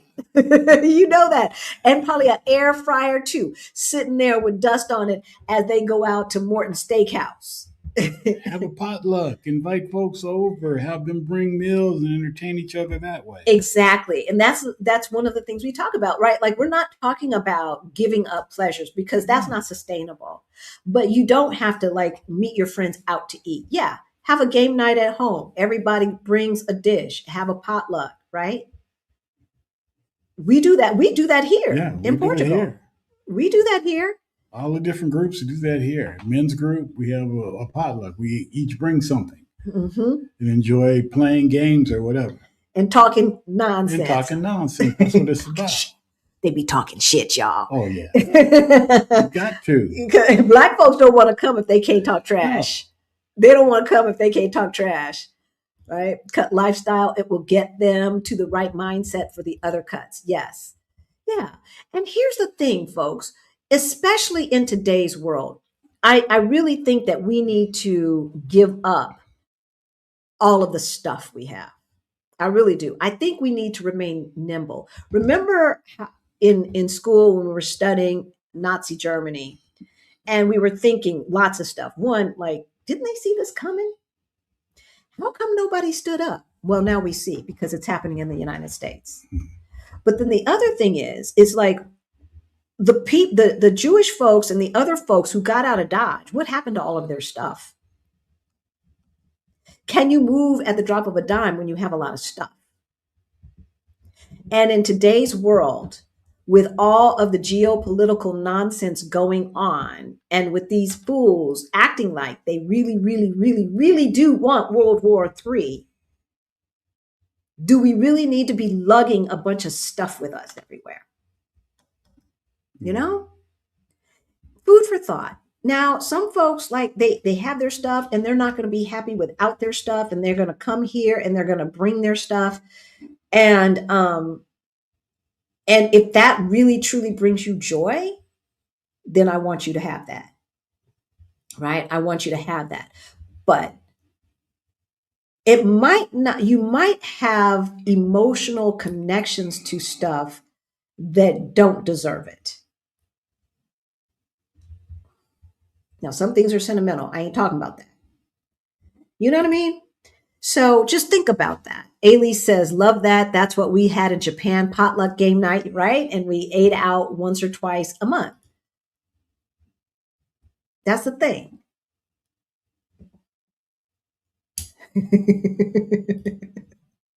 They will be ordering in Uber Eats, right? Or going out, but never have time to cook. Us poors love shopping, food, and cooking. Well, here's another thing, Tringo, is that in the United States, we don't have as much time, right? Like here in Portugal, there's less processed food, y'all. So, the notion of going to get something, this and that, and then doctoring it up, you like salsa. When I want salsa for time, I have to make it from scratch. So you have to slow down and take the time, which forces me to get the veggies and stuff. And in the end is less expensive than buying pre-made salsa, less salt, right? I can control all of that. Less whatever, sugar, less salt. right? Whatever they put into it to preserve it and all of that stuff ain't in there, right? Because I'm literally making it from scratch. Salad dressing, I make from scratch. They have like 5 choices of salad dressing. It's oil and vinegar here for the most part. And you got balsamic, and then they've got some yogurt stuff, and that's about it. So we find ourselves making salad dressing a lot and all of these kinds of things. It really does, make you slow down. In the United States, when they're asking you to work till 6 o'clock, and then you got to get in that car and travel for another 45 minutes, fighting traffic. And by the time you get home, it's 7:30 and you're tired. So unless you are one of those people who are smart to meal prep and do all of that stuff, let's just order something. Yeah, you walk in the house, it's like Grubhub. Right? Let's just order something. You're just tired. We no longer have 2 cars. Good for you, Allison. My husband got rid of his truck and bought a van for $500. Y'all, we do not have to be doing this stuff. Okay, we saw that one. We don't need all of this stuff. We really, really don't. We really, really don't. Okay. So the moral of the story is, let's go ahead and take that down, is that it is not as difficult as you think to get out of Dodge. All right. We want you to be prepared. We already talked about being able to leave on the drop of a dime. We already talked about having your go bag, right? Having some cash in your house just in case, right? We've talked about all of that. With these sleeper cells or whatever's going to happen, something's going to pop off. Something is going to pop off. And the fact that they are back to like right after 9/11, accusing Muslims of all of this nonsense. First of all, it hurts my heart. Yeah. And it's so friggin' predictable. Oh my gosh. Haven't we heard this song before? Haven't we seen this movie before? I'm sure we have. And yet here we are. My biggest fear is popping something off and blaming it on somebody else. Yeah, that part. All right. Greta says, just ate a cantaloupe with seeds, right? The watermelons here have seeds. The oranges here have seeds. Well, some of them do. The lemons here have seeds. The limes have seeds. The grapes have seeds. None of this hybrid nonsense. Keep in mind, if you're moving abroad, you have to factor in your visa costs into your budget. Get our Move Abroad Toolkit. Okay, get the Move Abroad Toolkit. It's in the description below. It will walk you through all of the questions, no matter where you're moving to. Okay, all of the questions that you need to ask yourself. Y'all, Portugal is not for everyone. Okay, it's not for everyone. We love it. There's no other place that I'd rather live right now. But Portugal is not the only place either. No, and there's other places that we would love to live if circumstances were different, right? If my mom wasn't still with us, if I didn't need to be, closer to the United States. If we could be anywhere on the globe, we might not be in Portugal. But for now, with our life the way it is, that's how it has to be for us. That may not be your to do, right? So it's a whole big wide world out there, and I would not um, be too caught up in all of the threats coming from the melon felon. He's gonna have his hands full. So I know he's threatened Cuba and Greenland and Ecuador and Colombia and Panama, and who else has he threatened? Right? America's getting tired, and the more caskets come home with him wearing that damn merch. Yeah, he can only lie for so long. He can only keep the truth hidden for so long. Exactly. Because it's going to bust out. Exactly. Okay. So you want to get the Move Abroad Toolkit. It will walk you through everything. The thing that you can do right now is to sit down and write a list of everything that you need your new place to have. Okay, your new city, your new country. What has to be there? Like for me, I realize now I need water. I need to be near water. I don't want to be landlocked again. Did that in Colorado. I'm a Cali girl. Y'all know that. Lived in Colorado, landlocked. And even though we had reservoirs and lakes and stuff like that, there's nothing like a big body of water like Lake Michigan or the ocean. Right? It could be a huge lake. I'm good with that too. As long as you can put boats on it and stuff like that. I don't mean no dinghy. I mean a real boat. I'm good with that too, right? So you want to write down a list of all of your needs. Do it now while you're being objective, because it's real easy, especially with the United States being so stupid. It's real easy to leave the country, be halfway in vacation mode, and say, ooh, baby, this is nice. This is nice, right? My mama used to say that all the time. I know. My mother-in-law. I'm channeling my mother-in-law. Ooh, Ricky, that's nice. Every time we give her gifts, she's such a sweetheart. But anyway, yeah, like real easy to do that. But you don't want to make those decisions with those kind of emotions, right?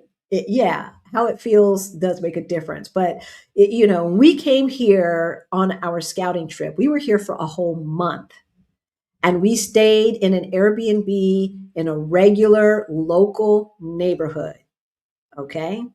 And where we had to walk down to get our groceries and all of this stuff. And we were on the other side of the river. So fewer people spoke English. The pharmacist did. But, and that's important. But the grocery store people and stuff like that, the mom and pops, nah. Besides hello and thank you or whatever. No, they ain't speaking no English. Okay. So, and it was fine. And so that gave us a good idea of how it would feel to live here. Some days we just stayed around the house and stuff. Okay. We didn't go do touristy stuff. We just, and so that's what you need to do. So once you write your list of needs, then you're going to write your list of wants. What would you like it to have? Okay. So for water for me is not on the wants list. It's on the needs list. Okay. Some other things are on the wants list. So you, and don't expect that, to me, all of your needs need to be met. And a good chunk of your wants. It's going to be very hard for you to get 100% of both lists, but at least you can make decisions objectively. Don't forget to put in things like the tax scheme, the bureaucracy, how easy or hard it is to get a visa and to get that renewed. And what does that look like, right? And is there a pathway to citizenship? Everyone who is Black and is American needs a second passport. For all of you who've got island heritage, yeah. Get that passport. I just found out, because my people are from Louisiana, that Canada is now offering, if you can prove your great-great-grandfather, even, you can go back to great-great-grandfather. And you see how I look. So I know I already know who the white folks are in my family. So now I got to find out if any of them were Canadian. Because if they were, I'm going to see about that Canadian passport. We've got another friend whose great grandfather was Canadian. And so he's going through the process right now. So that's how I found out about it. Don't sleep this, okay? Do not sleep this opportunity. So did we thank P-Dash, our new member? Yay, yay, yay. Hey, welcome. I have over 450,000 in my 401k. I am hoping that will be enough to move and bridge the gap years until Social Security. You make it be enough, Allison. Make it be enough. Divide it up. Divide how much you want to live on by 12 and make it be enough. Sometimes that may mean, if you're single, it may mean sharing an apartment with someone. I'd rather share. If I were single, I'd rather share an apartment with some other cool chick, because I'm a cool chick, in Mexico than stay in America and work and eat that weird stuff that they call food. Y'all, we got to go. We got to go. That food, I don't know what is going on with food in America, but I'm really, really concerned about going back. Okay. So for the new members, we do hang out for an hour before we go live on Sundays. Mm-hmm. And those who are legends come on air with us every other Thursday. So is that Jean? Yeah. I'm torn between Iceland. Ooh, cold. No, Greenland's the one that's cold. Oh, Iceland ain't it up there too? Oh, so I remember in school they used to say they named it Iceland to fake people out. Is that what they were doing? Well, they faked me out. Kenyan and Uruguay. I don't know if Iceland would be on my list. And Kenya is landlocked, isn't it? Yes, I believe it's landlocked. So that wouldn't be on my list either. But Uruguay would definitely be on the list. In Africa, so my tutor, my Portuguese tutor is Angolan. Angola is gorgeous, y'all. And it's on the coast. If they just got their stuff together, I think it could be the next like Seychelles or Mauritius type of place. It is gorgeous. The water is like bath water down there. I think it's colder once you get down as far as South Africa, right? Because I think it's about 2 or 3 countries up from there. But on the West Coast, it's gorgeous, and it's so demoralizing that it's been almost 100 years since the Europeans got together and started drawing lines all across the continent. Because I think that was in the 50s. I think it was in the 40s or 50s, right? And drawing lines where they don't belong and all of that stuff, dividing it up to just exploit and take all of the minerals. And then people have the audacity to say, why can't they get their stuff together when they're still paying homage to some of these countries? You saw that they were still paying homage to France. They were still giving away like 70 to 80% of the money that they made on their mineral rights to their former colonizers. Except for Burkina Faso. What is it? Fossil. Yeah. And you all, like, I pride myself in keeping up in general with what's going on the continent, but it was you all who brought Burkina Faso to my attention. And now I can't he's always in the country's always in my feed and what he's doing, people talking about what he's doing. Okay, I think we've done it, y'all. You have any more questions or comments, let us know. Florida native while in Missouri, I agree. I miss the ocean and going to Clearwater Beach. So I'm looking for ocean that I can go swimming. Well, it ain't here in Portugal. You can go. It might be a little chill. It might be a little chill. The water gets warmer around late September, October. I think because by then it's had all summer to warm up. But I remember the very first time we came here, we were down in Carcavelos at the Our Rich Journey meetup, and it was hot. It was hot. It was a hot day. I remember that. And I went down to the water. Oh yeah, stepped in it. Y'all, my feet, I felt like I was stepping into ice water. Like I was taking a cold dip in that ocean. I was like, what the heck? But on my birthday, people got in the ocean. I didn't. It was just too cold. And now I kind of get motion sickness with the waves, jumping the waves. I kind of get motion sickness. So if I forget to take my Dramamine, I'm not doing no wave jumping. But I just love being at the beach. Yeah, I'll still now I'll go in and get it up to my knees and stuff like that, and just hearing the ocean, just sitting. I need it. I need to walk by it. I need to sit at it. That's what I need to do. That's what I need to do, and that is a need, not a want. Oh, so Kimmy says she's a water person too. Yeah, right. It is lovely. It is lovely. Iceland doesn't want foreigners. Share us. Mon said Iceland is expensive but so beautiful. Best drinking water in Europe. Iceland doesn't doesn't want foreigners. There's a lot of places like New Zealand really doesn't want foreigners. Like they don't. There.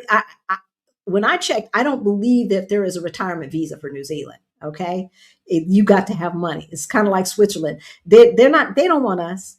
Like you need to be bringing in. They do have a retirement visa for Switzerland, but I think you need to be bringing in 100,000 plus per year, and you probably need that because a McDonald's burger is like $25 in Switzerland.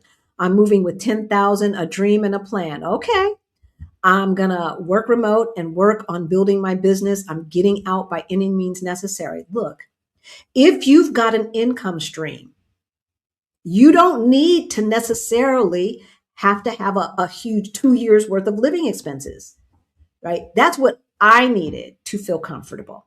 Okay. Especially because a good chunk of our, at the moment that we made that decision, basically all of our money was in the stock market, either via a retirement account, 401k IRA, right? Which I, at the time, was not allowed to touch without penalty.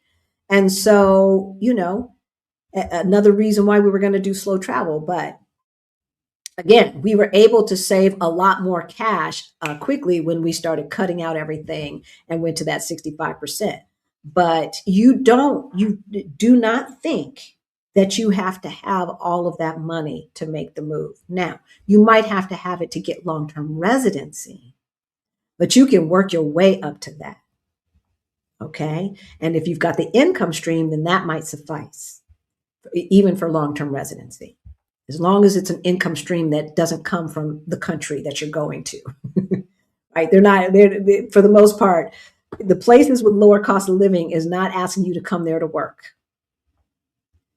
Okay, that's not what they're doing. All right. Okay, so I was looking at Switzerland. They do have a visa, retirement visa. Oh yeah, they do. But they ain't showing how much. The last time I looked, I looked the stuff up. Okay, he's trying to look it up right now. When I looked it up, it was 100,000 plus. I wanted to see. They ain't even got. You know how you go somewhere and they ain't got no price on it. Okay, Kenya's not landlocked. Okay, really? So I know it's on the East Coast, but I thought they touch water. I thought it was behind Eritrea and Somalia. I thought it was just west of there. But I'm just going off the dome, y'all. I don't have I used to have a big map up in my office. We left that in the States. I got to get a new one. I don't like not having a physical map. We had, dots and stuff on it, all the places we wanted to go. Greta says she was at a conference last week and looked at breakfast. Something moved. I said, no bueno. Yeah. Oh, the water in Cape Town is ice water. See, it looks cold. And there's penguins down there.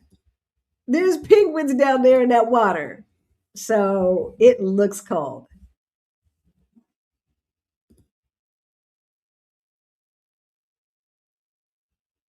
We need to pray for that to happen. And we need to pray for that to happen. Won't it be? I mean, I just think it is. I think it's going to come together. Yes, without China having their foot on their neck. It's going to all come together. Okay? We definitely need to be praying for that to happen. Why do you all recommend that we try to get a second passport? What if it's an African passport? Does that change your opinion? Okay.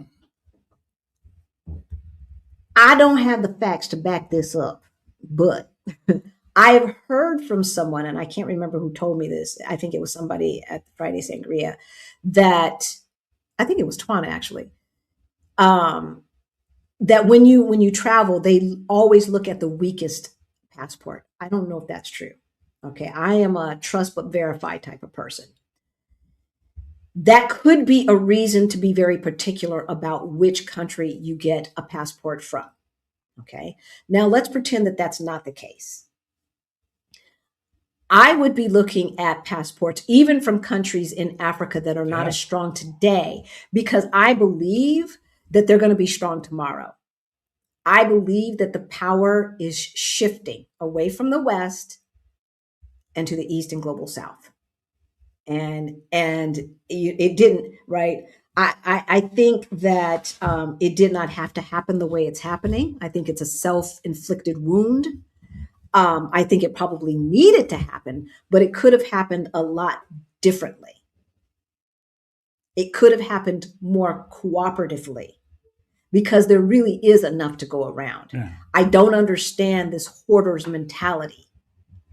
I just don't. This empire building hoarder's mentality. It's so disgustingly evil. So that said, the biggest reason I think that we Black folks need to have another passport, because if look, we think it can't get worse than Trump. Assuming if we don't, I'm still not convinced we're going to have elections in November. Okay, not free and fair elections. After I saw the nonsense that went on in the Denver metro area when it came to Jasmine, right? When I saw that nonsense, I was like, oh, okay, so that's another way that they can do it, right? So I am not convinced, but let's assume that we do. The person who takes Trump's place is going to be even worse. They're going to be worse. That's what I believe. Okay? Because they're going to be smarter and younger and just as evil and corrupt. So anybody who's in his cabinet right now would be worse, because they're smarter, they're younger, and just as corrupt, if not more corrupt. So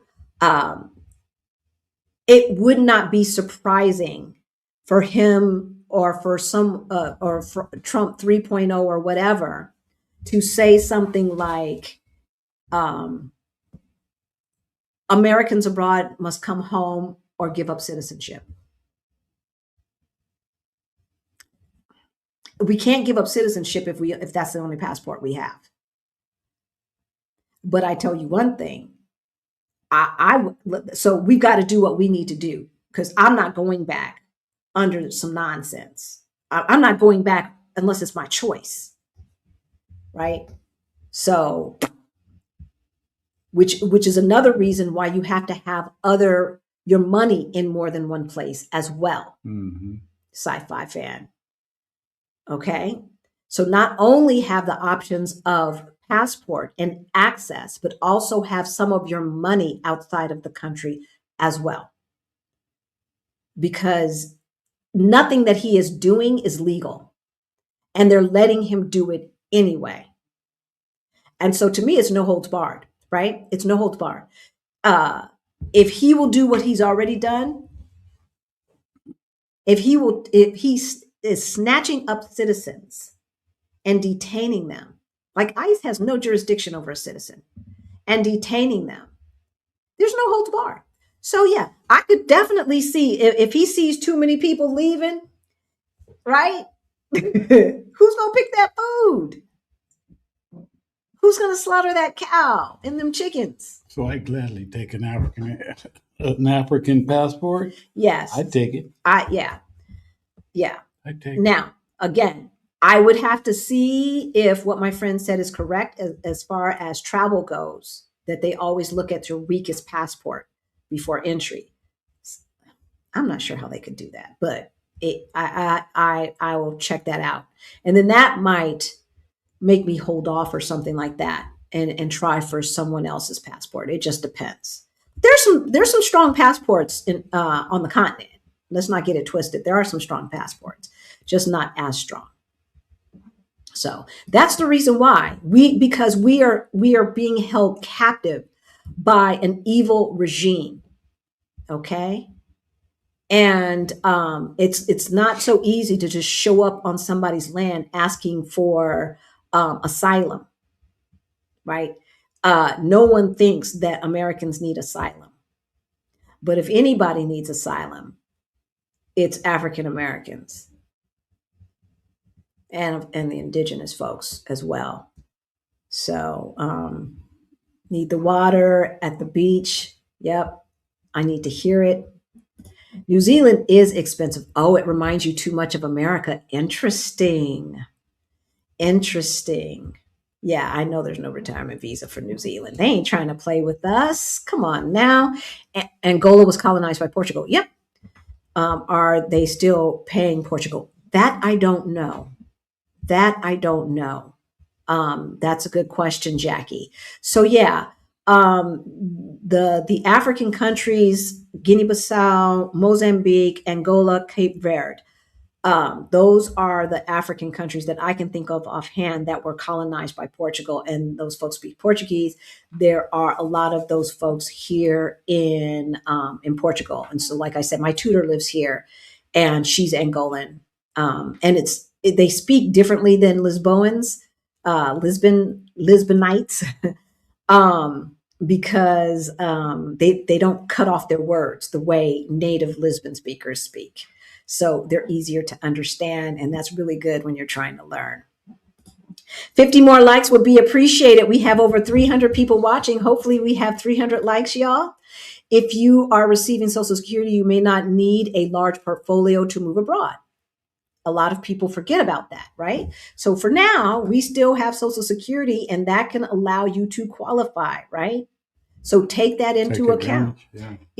If I will qualify, I'm gonna collect it when I'm 62, and assuming that it still exists, and regardless of whether it's 1,500 or 2,000, if it's 1,500 and you've decided that you can be happy off of 3,000 a month, then that's only $1,500 more that you need to come up with, right? So yeah. Always get the Move Abroad Toolkit, y'all. Get the Ready to Retire Toolkit too, okay? It's going to walk you through all of this kind of creative thinking because, when we think about it, we think we need a pension. We look at how our parents or grandparents did it. And though, it's a different world now. It's a different world, okay? So Rwanda, Uganda, Tanzania are landlocked. I thought Tanzania was on the East Coast. I thought it had a little bit of water.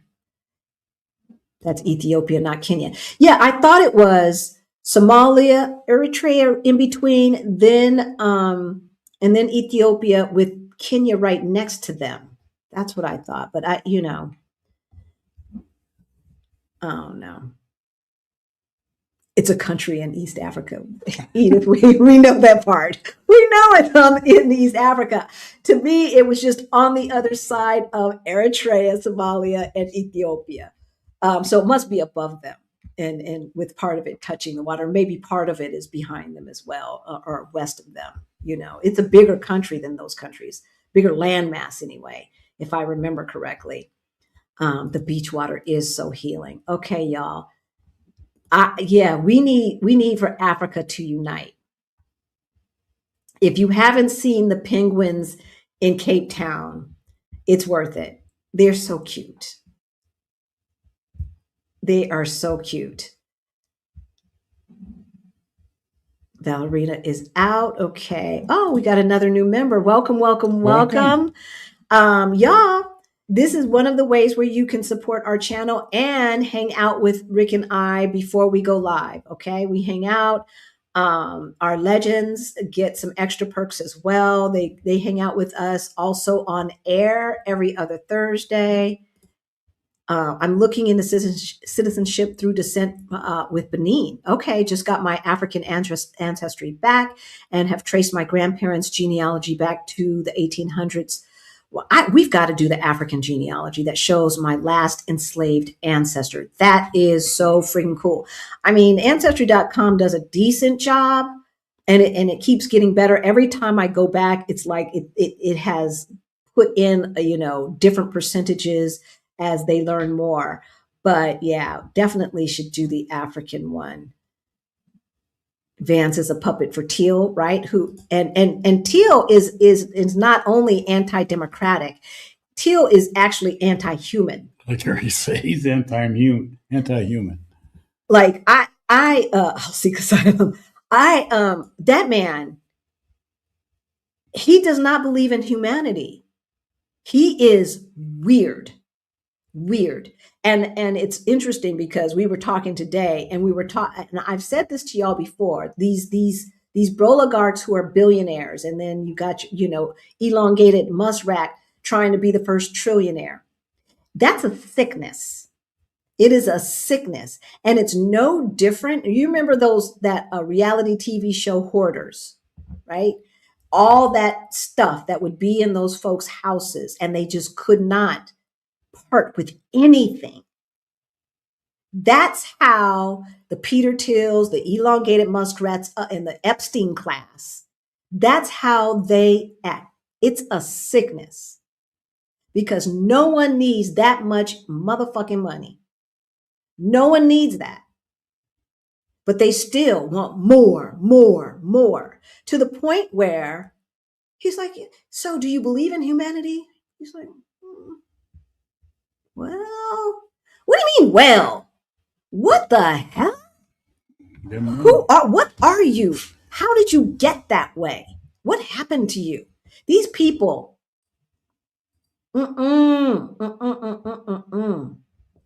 Yeah, they're trying to change birthright citizenship. That's another reason. Birthright citizenship is a result of them freeing our ancestors, right? Well, we fighting our way to freedom, right? That's where birthright citizenship came from.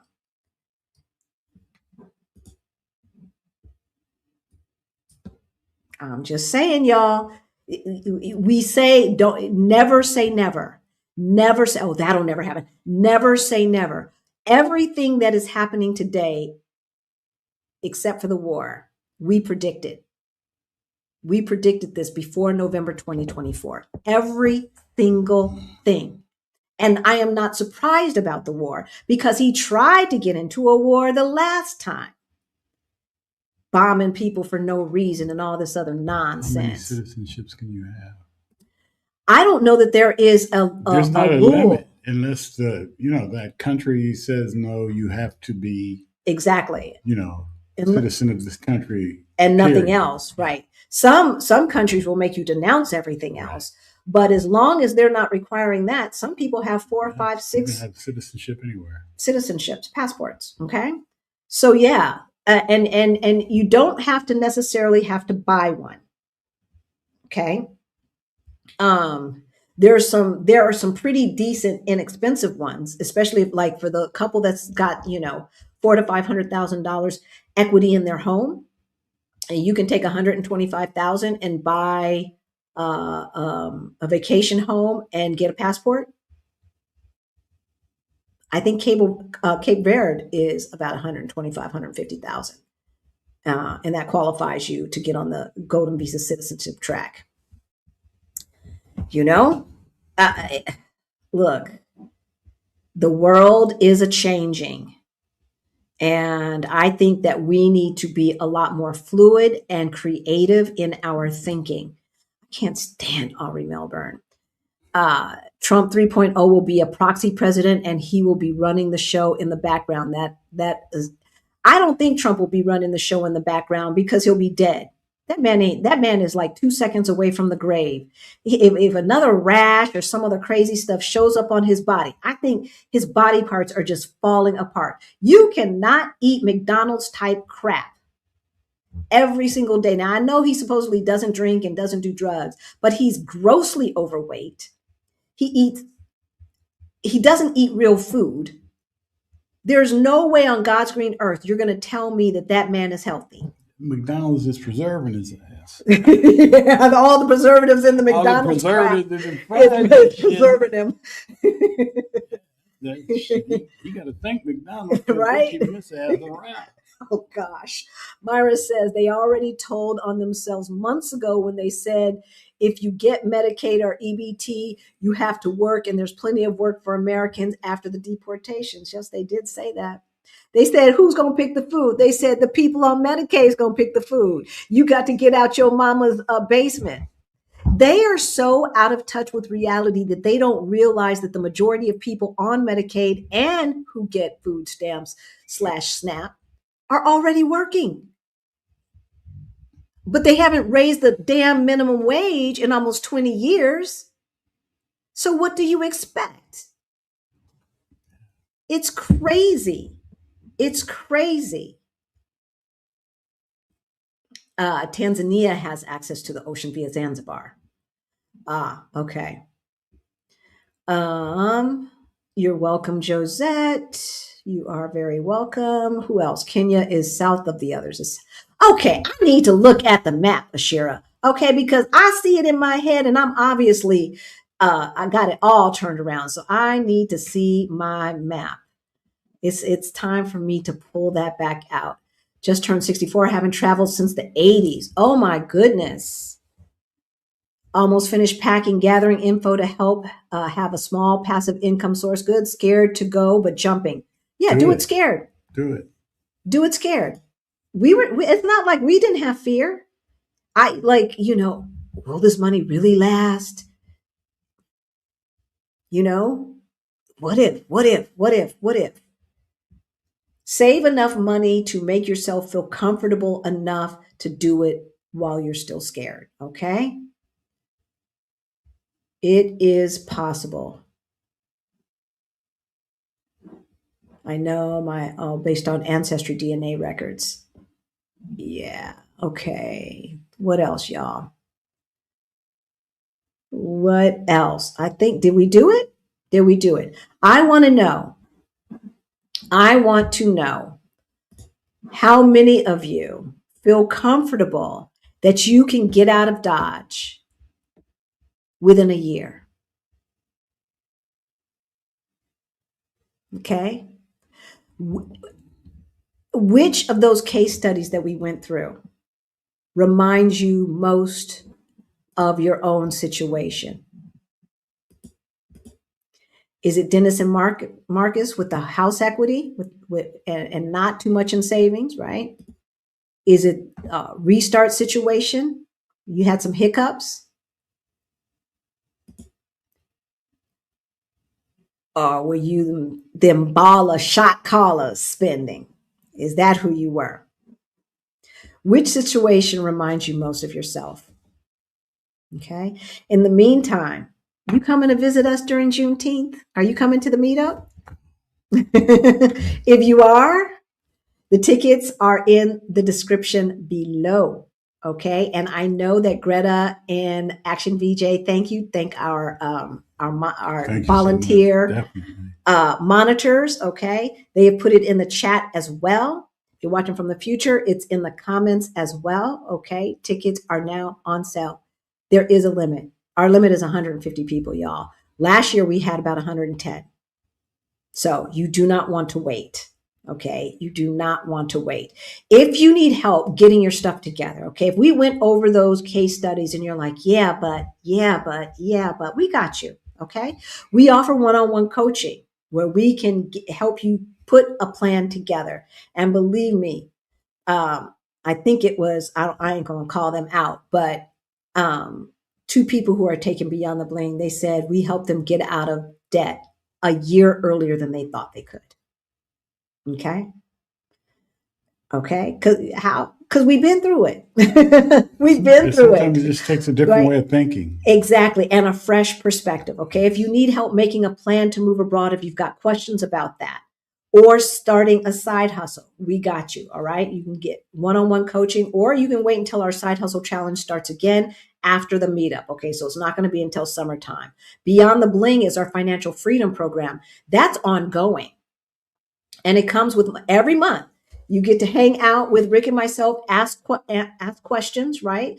Any questions that you have about the materials. We learn something every month. We bring some new information. We're all learning together. There's always more to learn. We're looking at stock. We're looking at investments. We're looking at different ways to get out of debt.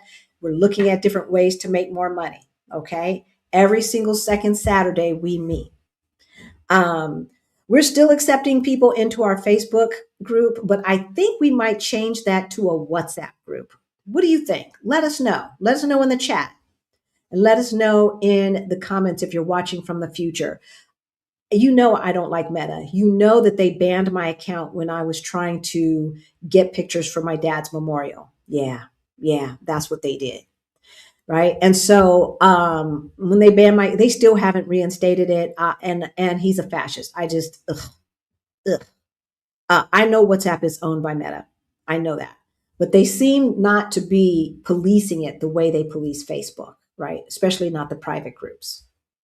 So, so that's what we're thinking. Let us know what you think. Yeah, please. Right. And we'll figure out how to do that, because I haven't, there, like the platform that Exodus Summit's on costs $40 a month. And I'm not sure that I want to invest $500 a year or so for something that I'm not sure it's going to work for us. So I know that our meetup group from last year, that they are still communicating via WhatsApp. So I know it's a good communication tool and community building tool. So let us know. And Let we us might know. want to look into what's the other one? Isaac Hayes the third. Oh no, I'm not doing that. Why not? Forget. No. He's a misogynist. Can't do it. Can't do it. And you know, I like to support Black businesses, but I can't do it. So no. If like it, you got to stand for something. And that man, I don't know what happened to him, but he needs therapy. He needs therapy. So yeah, he out there wilding out and stuff. And plus, the platform's just not that good. So we were on Fanbase, and you have to pay to make a comment. So it's a flawed business model. Nah. So yeah, all right, y'all. We're gonna let you go. Let me see if you guys have any more questions. If not, we are going to let you go. You know, time has not changed here, so it's a little bit earlier than it usually is. Okay, WhatsApp. Shira said the platform is a mess. It's a mess. I don't, you got to pay to make a comment. You have to pay to like something. It is hard to determine what to take. And so this is my suggestion to you, Benita. I only took my absolute favorite stuff, especially clothing, that and the sentimental stuff. Yeah. And then not all of the sentimental stuff. Some of it is still in a container. If you've got somebody who lets you keep one container in their garage or something like that, until you know exactly where you're landing and all of that. That might be an option as well. Thanks for the great advice. Have a blessed week. I don't Facebook, so WhatsApp group gets my vote. Okay, yeah. I'm just WhatsApp, school, SKOOL. Is that, I thought that was just like a learning platform where if you've got courses and stuff like that. This is the third time I've written that down, so I will check that out. I'm considering slow travel and English teaching. Yeah, teaching English online is always an option, especially if your gap is really small. I will be out in December. Slow travel begins in Malaysia. Yeah. Good food, good food, good food. All right. All right. I think we did it. All right, y'all. So we will see you Thursday with the legends. Again, tickets are available for our meetup. I got to post that in Exodus Summit as well. I think they wanted me to do that. So in the meantime, see y'all. Love you. Bye.